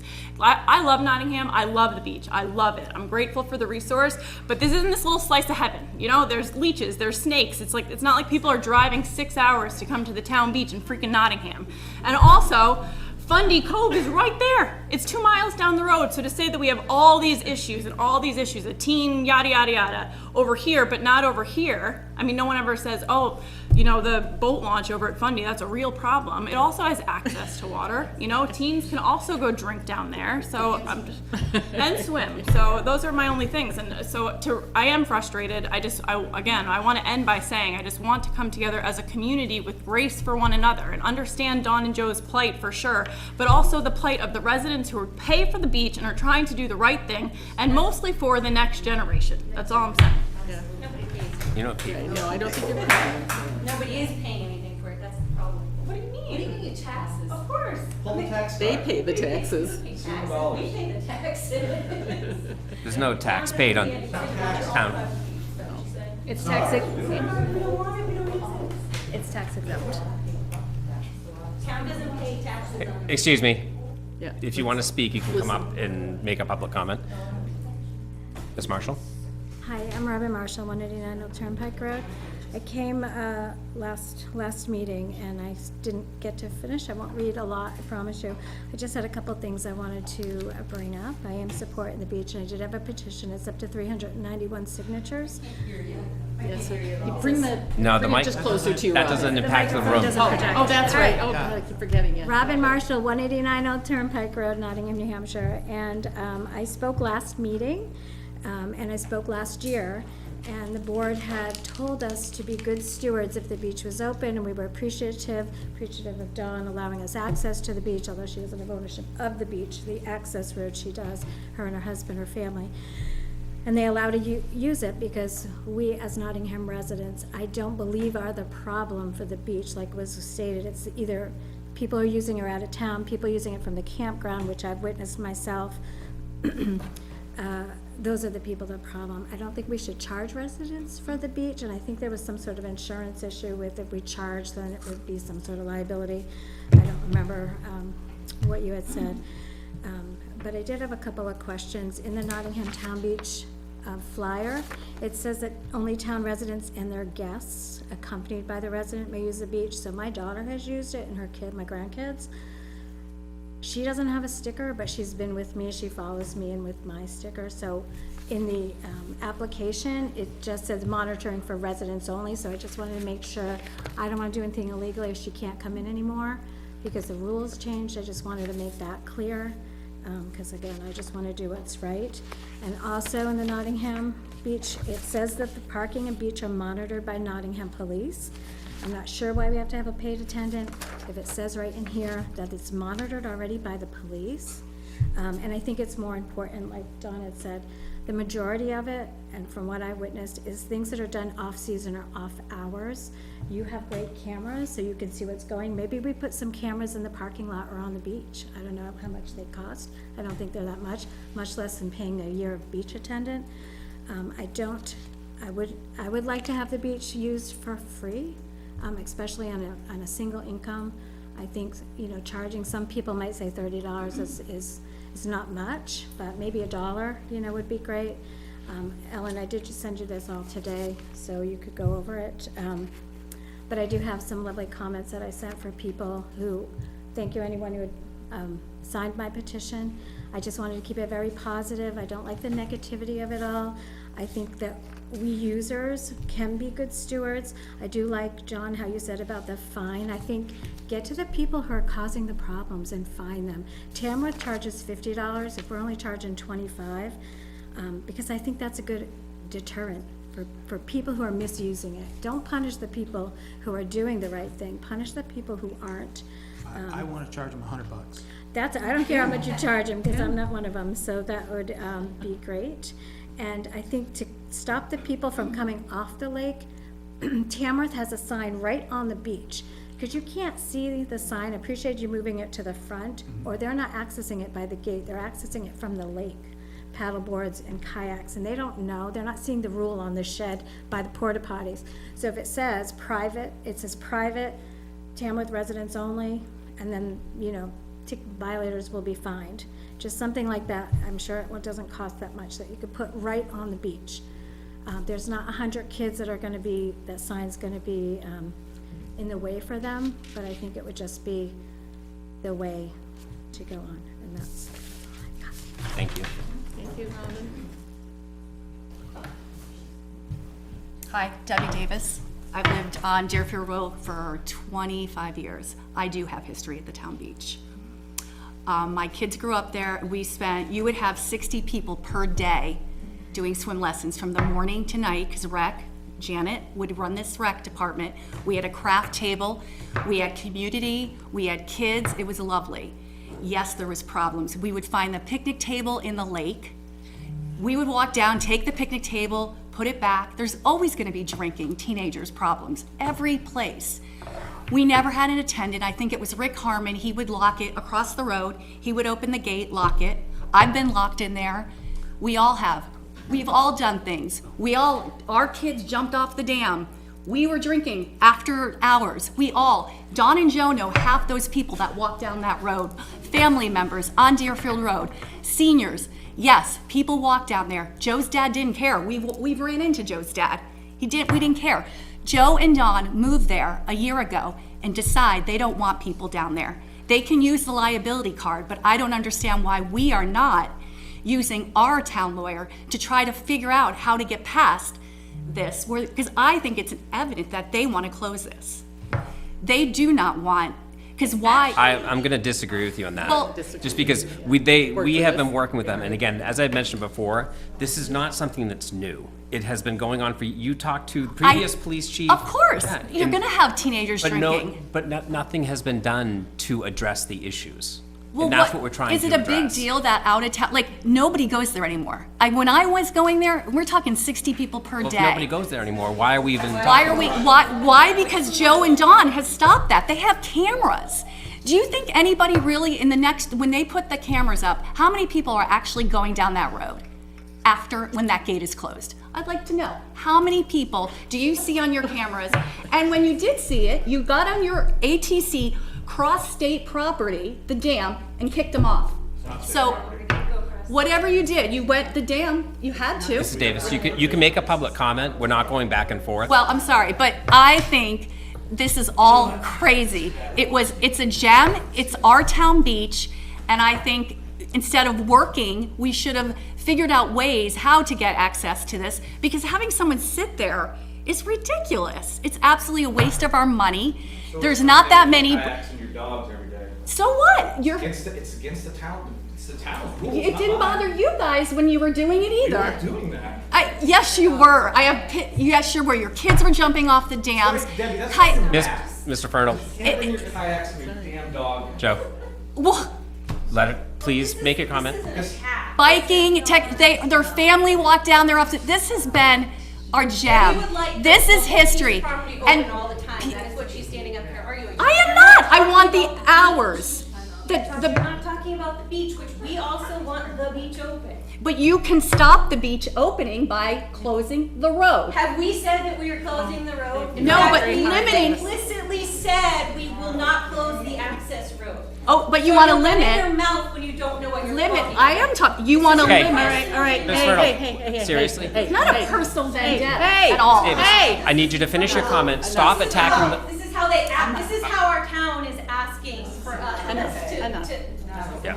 I'm gonna ask you to refrain from attacking them personally, accusing them of doing things that they're not, and make your comment. You've got another minute and a half. I think it's a gem, and it's our town beach, and it should be fought for in any way. And if there is limiting hours till 4 o'clock, that's ridiculous, absolutely ridiculous. It should be open till 8. We should be able to enjoy it. It's our, like I said, I'm not even going there anymore, but it's our gem. It's why I moved there. It was one of my favorite places. It all stopped. It all stopped last year when they decided to move there. And they don't even live that close to it. So maybe people cross the dam, but I would like to know with a police report how many. Can you just stop her? She's talking about stuff Yeah, that's yeah. not related to your property now, you're talking about mine. You've got 15 seconds All I'm saying, left. I think it should stay open. I think this has been carried way too far. I listened to it all last year. I listened to stuff that it's our town beach. It should be fought for, and it should always be open to the hours it was. And I think all this, people are out of town and all this Okay. bad stuff is happening, does not necessarily true. Thank you for your comment. Thank you. Thank you.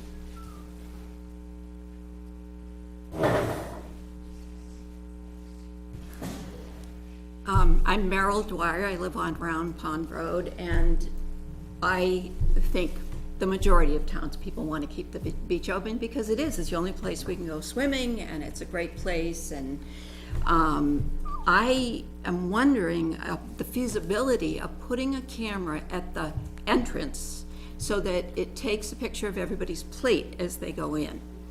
And then just, keep it on just keep that backup of all of that. And if there's a problem, then you have a timestamp and a plate of sort of who was down there at that time. And also, I think that it would be good to charge $25 for any resident who would like a sticker, a nice big sticker that's not a dump sticker, that's quite a bit bigger. And that if somebody from out of town wants it, then maybe $50. Make it or whatever. I know. Yeah, I know. And that's how it is, like in other beach communities, is that the residents get a break and then the out-of-towners have to pay that much. That revenue could help pay for the camera system.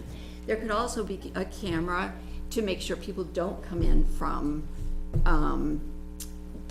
from the lake with their boats and that sort of thing. Although I used to put my kayaking down there as well, and I know, but I understand, if there's too much traffic, you would have to sort of start limiting it.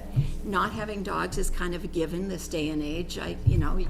There are certain rules that people, 99% of the residents are very, very happy to abide by them, and there are those few bad eggs that screw it all up. And I think that if the police did regular routine, just to go through the parking lot, maybe walk out onto the beach, not all the time, maybe every couple of times the beach is open, something like that, to have their presence, have really good signage at the front to say, you are being, there's a camera, your license plate is being taken.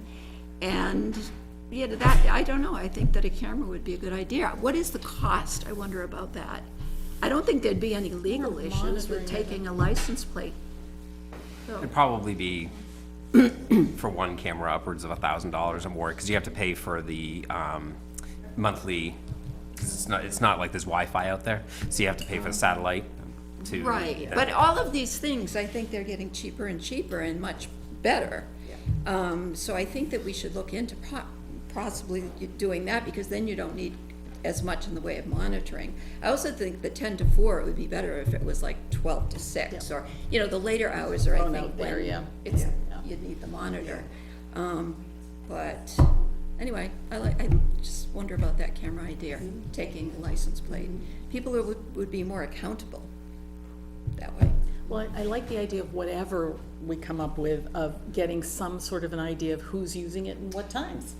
Yeah, I don't think we really know. We all have our ideas about when we go there, but. If there's an issue, then you have the, people are just gonna feel like, well, I'm not gonna maybe get away with this.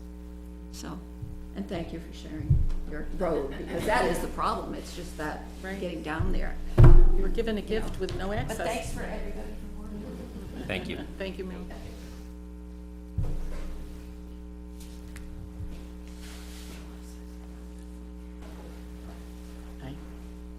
Peter Smith, 39 Flutter Street. I've lived here for 40-plus years.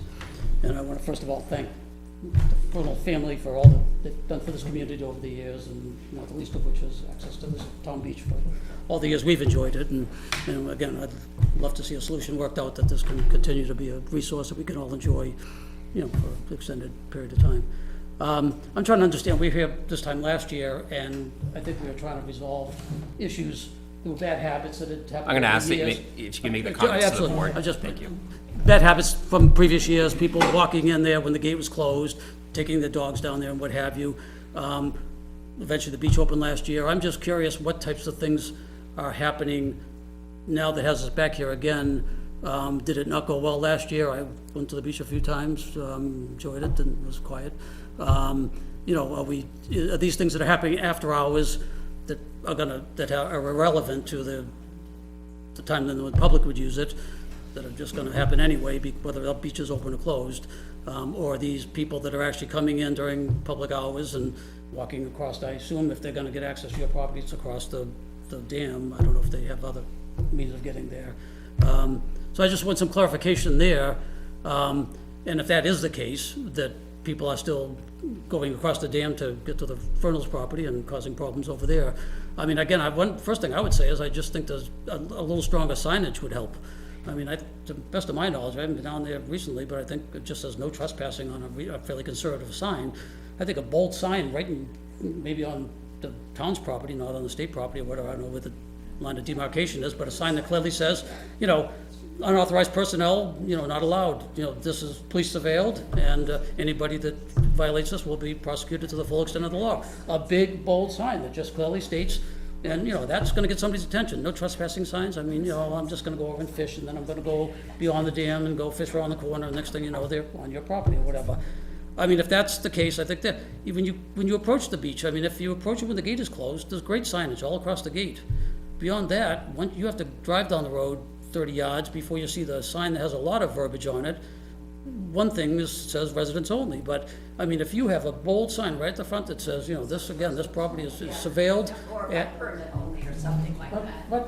Or by permit only. Whatever, but I mean, just state clearly who this is intended for in bold print, the critical things. I mean, yes, talk about dogs and kayaks and all that, and, but if you want to discourage the people that don't belong there right away, I think you just need clearer signage. Just as maybe putting the no parking signs out on the road, I think that has been remedied to a large degree in terms of the people that would come there at other times. I think the police are onto that. I see on Facebook people grumbling because they can't walk their dogs down there anymore. It was a wonderful thing, but people apparently abused it. But I think just starting with some real clear signage that does indicate that you will be prosecuted if you don't have a sticker or don't, come here at times that you're not welcome or it's not open to the public. I think that'd be a good start. I think that's, again, I just don't know what types of violations have happened in the past year and, how they've been dealt with. Personally, I mean, the whole idea of having a monitor, I don't know if it's probably gonna be some young person who, depending upon how assertive they are and what kind of, manner they have. I mean, it could go well, it may not. Honestly, and I'll throw it out there, but I don't know why the police couldn't be the ones that come, they're out there anyway on the road, come around about 9 o'clock or whenever they can get there, open the gate, and at the end of the day, take a swing through, make sure nobody's in there, and lock the gate on the way out, and, maybe during the day, swing through at time, certainly during the height of the season, meet some of the public, get to know some of the residents. It'd be a wonderful break from riding around their car, get out, walk around. Honestly, just, look at make sure the stickers, walk in there, say, I see a brown Impala out there that has no sticker on there, who wants a brown Impala?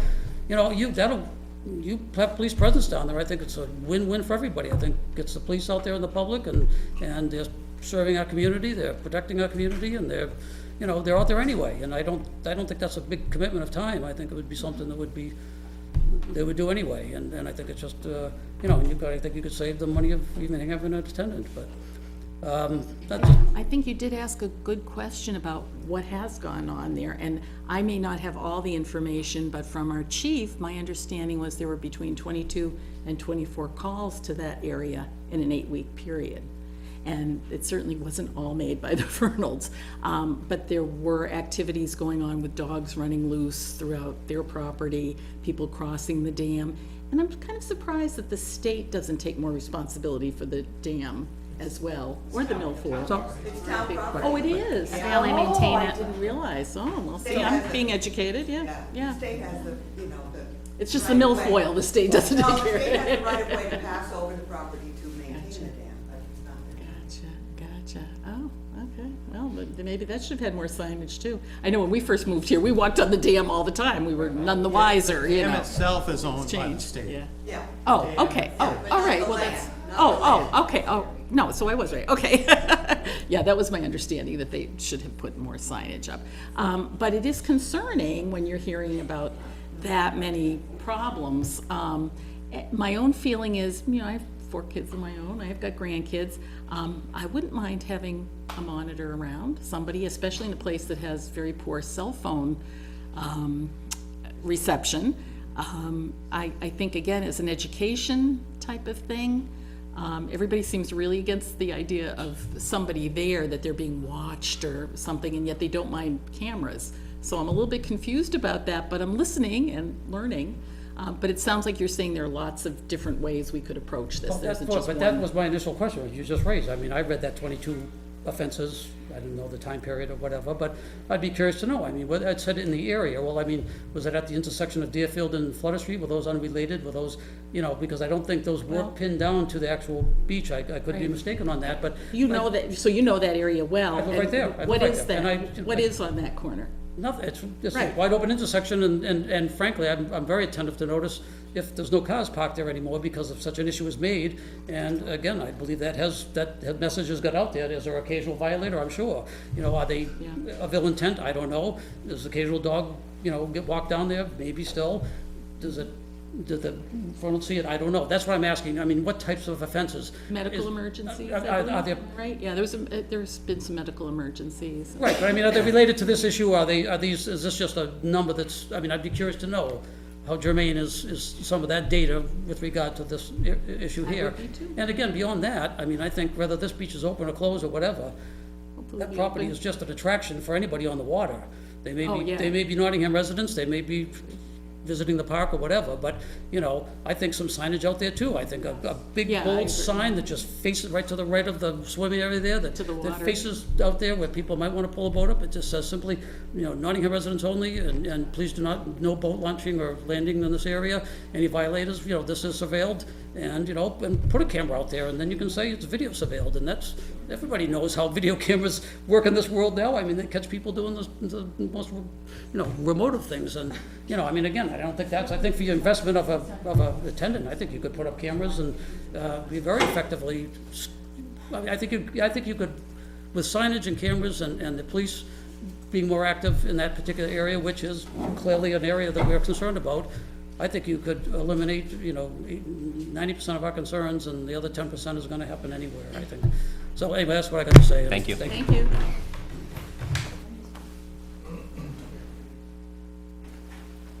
Hi, my name is Deborah Kiernan, 111 Guile Road, Nottingham. Been here almost 30 years. If you're willing to pay somebody $5,600 a year, or 3 months, 2 months, $18 an hour, get the video camera. You said it's $1,000. But the video camera is more post something happening. You could have somebody review it. It's not like immediate enforcement. Well, most people down there, when they are down there and they see people, and I mentioned it to people when they came from Massachusetts and everything, I would say, you know, are you a resident of Nottingham? Obviously, you don't have the little Nottingham red ticket on your card, so therefore you're not a resident. And I would say this is a private beach. And they have no problem leaving. So I don't understand why we're having an issue here. I walk in there all the time, trails, and I don't know exactly where your trespassing signs are. I'm gonna have to start looking for those trespassing signs, because I don't see them. Maybe you just put them up or something. And I haven't They've been been there up for for a 5 couple years. of years. I haven't been there for 5 years. Okay. Because of all this stuff that's going on. It just makes it really uneasy for me. I have grandchildren, and I'd like to go down there, and they stop the lifeguards, which is fine, because I can watch my own kids and teach them how to swim. I don't have an issue with that anymore. But I am really, why can't we just put the cameras? It's cheaper to have, you monitor with the cameras and people that are down there, they can write down, oh, this person's from Massachusetts, take their license, and then bring it to you guys. It's not hard to do if you find, if you're there. I really trying to figure this out. Huh? Their second home? They could have a Massachusetts. That's fine, and then they'll have to prove it, won't they? That's right. That's okay. We're fine with that. Just say, yeah, I am a resident, I have a second home here. I don't know if that's okay, I would think it would be all right if they're not there, only there in the summertime, correct?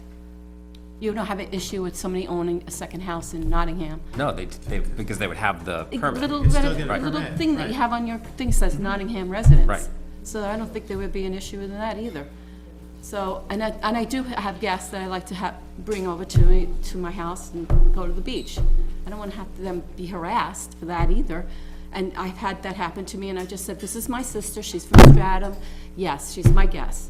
And I have to explain that, which is fine, you know, I don't have an issue with that either. But I just don't want to, we don't need monitors. If you really, I don't want to pay, I have enough taxes as it is. I'm trying to reduce my taxes. I'm back to work because the taxes are killing me here, the property taxes.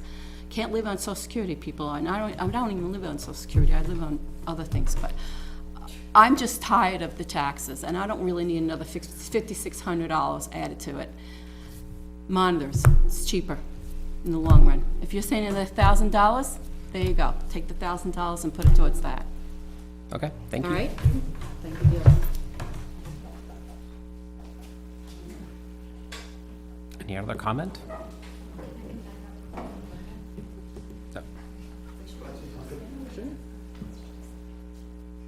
Again, Peter Rowell, Stevens Hill Road, again, we've been here for a good number of years. I only moved from Barrington, so, you know.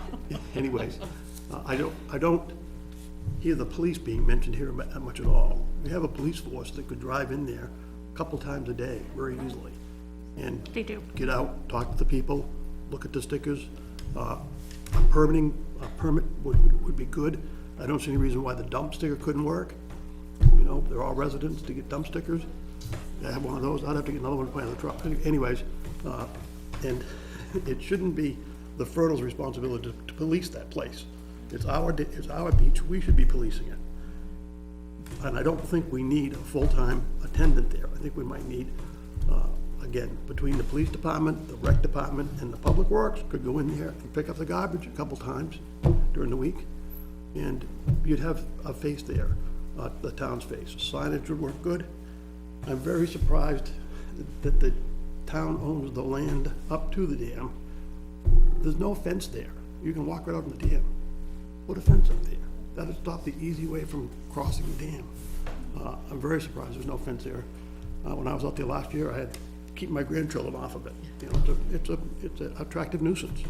And it wouldn't be a very big fence, it'd be a fairly small one. And you could put a sign up on it, no trespassing. But again, I think the police should play a good piece in this. thank you. Thank you. Really quick, Robin? It's very quick. Okay. So Robin Marshall, 189 Milton Record, Nottingham. I did have a couple suggestions. Since Charlotte, you had said there were 20 to 22 calls, but in the last meeting, no one could clarify if they were actually at the town beach, they were just Deerfield and Flutter vicinity. So I think this year, so we can be very specific, if we do have a monitor or whether we don't, maybe the monitor could keep track of the number of visitors a day, so we actually know how many, even if it's 10 to 4 or whatever time. Keep track of how many violations and what, either dogs or kayaks, what violations there are, so at least some sort of spreadsheet that they could check off very easily. So then if we're here at the same place next year, then we'll have concrete evidence and not just, well, I saw this and I saw that. And, you know, for my own tracking down there, I did see, you know, a can or whatever. It's a carry in, carry out, and if we can't just carry in and carry out our trash, that's sad. But the police, it says, are monitoring, and last year the police did. My daughter was there, her car is not marked, but she drove in right behind me, and they did come to the beach, and they said, well, they were looking for a Jessica, and she said, I'm here, and they're like, are you a resident of Nottingham? And she said, no, but my mom is, and she pointed, and they're like, oh, okay. So they were fine with that, they were doing their job. I don't know how often they came, but I know I witnessed it that one day, so, it's not like no one's monitoring the beach, people are, and I think I would volunteer, like I did last year. You asked us to be good stewards, and I did, and I confronted people very nicely, in a nice way. I didn't wanna be, the conflict isn't my thing. And they had no idea, cause they were, again, Pawtuckaway campers, and they didn't know, cause there was no signage that they saw, so I think we brought up some good things, and I just hope that it'll go better this year maybe, or at least we know what did and didn't go well, so, thank you. Thank you, Robin. Thank you. And 9 to 7, that's what it should be. 9 to 7, like it always has been.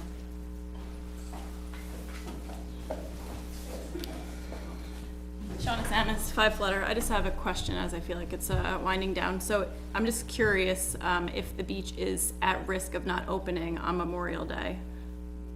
I mean, as of now, we have an applicant to monitor the beach, and then we're trying to figure out the timing of operation of the beach. But I So mean, the right now, it answer feels like, is yes. If the applicant that falls through, then there is a reasonable risk that the beach will not be open on Memorial Day for the second year. potentially.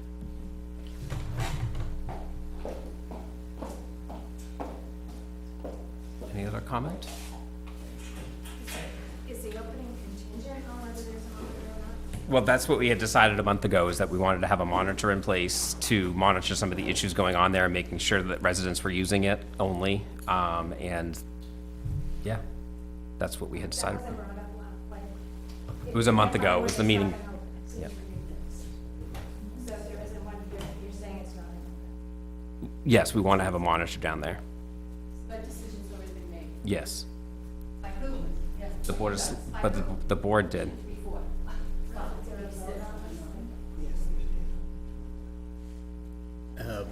Dan Davis, Deerfield Road. Last year, we had the gate closed for, I don't know, maybe a month or so after Memorial Day. I didn't keep track. But it might happen again this year. So why didn't we start talking about this back in October? We recognize that, and we're going to do that this year, is start discussing that in September, Seems October. kind of like a mess. Almost seems like intentional. I don't know. It definitely was not intentional on our part. It was an oversight. Yeah, put a marker on your calendar for October. Yeah.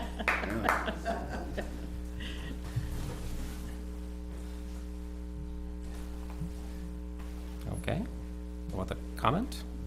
I did raise that question in my last meeting, and you didn't have an answer, so I didn't know you made that decision, because you didn't answer it that last time. I had it right in my notes. Okay. No, we had voted at the meeting over a month ago when we decided to look for a monitor, that we wanted to find a monitor for the beach.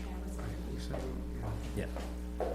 Shauna Samus, 5 Flutter. So to carry on then, so has the decision been made by you all that the beach will only be open? No, we haven't been able to discuss it because we're doing public comment. But you just said that you had made a decision. For a that- monitor, correct. Okay, so that is exactly the question I just asked. Has the decision been made that the beach will not be open unless there is a monitor present, period? I.e., if there's a monitor that you have from 10 to 4, Thursday through Saturday, those will be the beach hours, period. It will be closed Monday, Tuesday, Wednesday. Is that the decision? That that's been decision made? hasn't, no, we were discussing that before we kind of came into this. So the decision has been made that you must hire a monitor for some question mark days and hours. Correct. For you to be comfortable opening the beach, but that does not say that the beach will not be open necessarily if there is not a monitor on duty. Correct.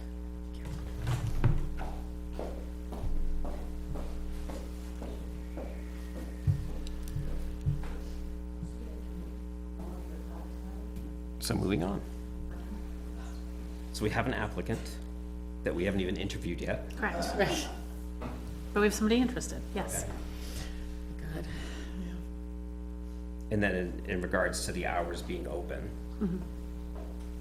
That would be good information to be able to relay to the applicant to make sure they're able to commit to. right? Yeah. So there's a few things we still need. We need, number one, if we decide we'd like to open it from 9 to 7 and have the monitor there X number of hours from Thursday through Sunday, which feels like might be the busier hours,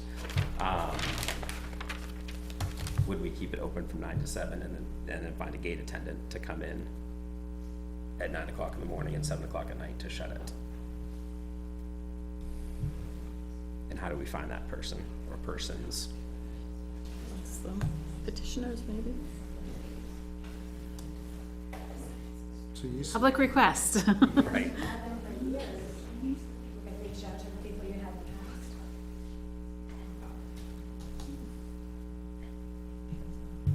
said something about somebody from town could, Well, I mean, if the gate opens at 9 o'clock, there's plenty of staff that is here Monday through Friday, whether it's the highway department, the police department, the rec staff, the town office staff, it's right there.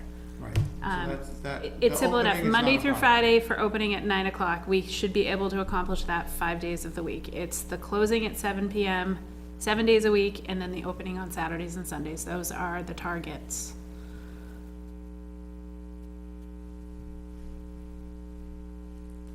So, anybody listening to this, if you have interest, please contact the rec department. Right. Still public comment or not? We haven't actually closed it, have we? No. Yes, we still have public comment. And I wasn't sure what I heard from the previous speaker, but, so would the board consider, having the police do that 7 o'clock? So we had talked about this last year with the chief, and she wasn't comfortable committing to that, because if somebody's on a call, they're not gonna be able to get there at 7 o'clock to close the beat. Come at 8, Yeah, whatever, so, yeah, I mean, so that's why we don't wanna commit the police department to being scheduled to do something, because that's totally unrealistic. I think understanding that if they were doing that, it'd be flexible, and obviously if they had an emergency or something, would take precedence over it, but they'd get there when they could, and on that rare occasion, or hopefully rare occasion, hopefully everybody would follow the rules and be out of there by 7, because they don't want to get locked in, and hopefully when the person arrived at 8 o'clock, they'd find that the place was empty, but they'd cruise through anyway. But I mean, I'm just thinking that's a reason, that's the person who's here, they're the person with the most authority, who would feel comfortable going in there at dusk, and, they're not feel threatened by that. I mean, it just seems like a perfect person to do it, even better than an attendant who has not that kind of, maybe the same confidence to deal with that at that hour, so, anyway. Yeah, the variability is the thing that's tough.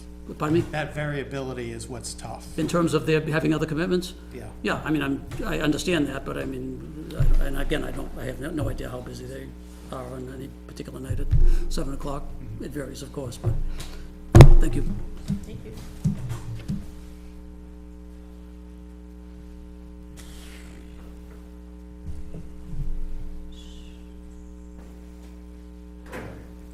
Public comment? Public Yes, we comment, yeah. can close public comment then?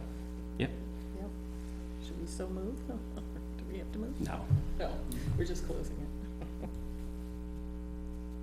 So then we have to interview the person. And then open the opportunity for some gate attendance. And those would be volunteer, right, or staff? There is money for stipend pay, it's a very small fee, but it's something to pay somebody for their time. We need to revise our parking thing, Yes, ordinance. So you said we need to hold a public hearing, give Yep. 30 Right. days notice. So, can we do that for our next meeting? I think we'd have to talk about what we'd want to propose. Right. But, I mean, if we could still have our hearing, right? And then- yes, we can hold the public hearing, I think that one might require 14 days notice, so, So it'd be tight. yeah, we're not, If it's 14 we're not gonna days be able to do it notice, for the next we can't do it meeting. For the next meeting. I'll have to check the hour. If it's 10 days, we're clear, but if it's, I have to check, each statute is different depending on noticing requirements, so. All right, it was interesting to know that, or to hear that it doesn't need to be the PD, although I think I did know that at some point, that can issue tickets. Yeah, I forgot that, but I don't know how that I works. think it's probably a lot cleaner if it comes from the PD. Right. Yeah. That makes me uncomfortable. Are you familiar with that at all? So I'm just wondering the enforcement afterward, if they don't pay the ticket. Other does towns that I've ticket go worked to in, it's been the police department? department that's issued them. We all get a summons book. I think I'm good. It comes with your, Summer it comes job. with your parking pass. And so we would need to add signage if we establish parking. Yes. We need to order new signage. And it would be a good idea definitely to have a sign from the lakeside that says residents only. Residents only, no boats. Yeah. I have to order signs for Deerfield anyways. Landing.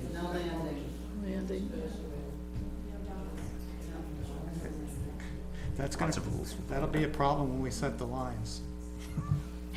We have to make a special exception.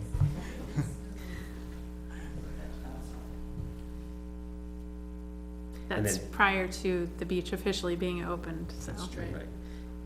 And then, do we wanna look into seeing if a town resident would be willing to take the 4-foot wide logs that are in the parking lot?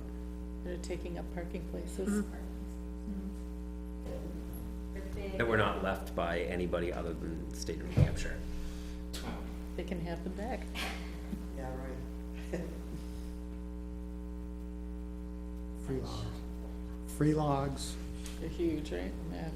Free white pine. Okay.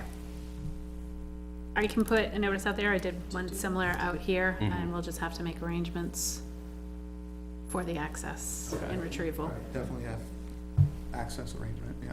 Mhm.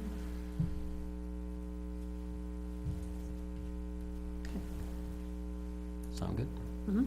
Anything else, Charlotte? Nope, good. I think it might be interesting to look at maybe doing a fence by the dam. Yeah, dam. That actually, might be it's something not a to bad consider, idea. not that, I'll have Steve go take a look at it. right. I know we had asked the dam guy at one point, because this used to be something. And they wouldn't put one up. You said it was a safety hazard if someone climbed over and fell off it, fell off the dam. There used to be signage too. I don't know if they did replace them or not. Did put a sign that, They did that's, put it and there is a red, somebody said something about a gate, there is a red gate by the bridge, we put a giant no trespassing sign, but the state has had to replace that 4 times in the past, because people keep ripping it. It is up down when it gets trespassing.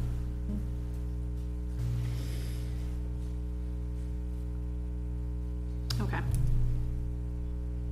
So seeking gate attendant, interview the applicant for the beach monitor position. Revise the parking ordinance, schedule that hearing. Work on signage for Deerfield Road and updating the existing signage for update for the pine structure. And notice for pine log removal. We do need to update that, the beach, flyer thing. Because it talks about road and stuff, when it needs to say trail, Trail. things like that. So it needs at least a quick update. Yeah, maybe Courtney I can take a did peek at notice a that. couple of typos in there too, so, or at least one.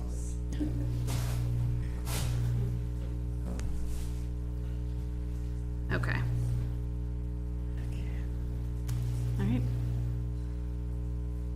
I have a task list.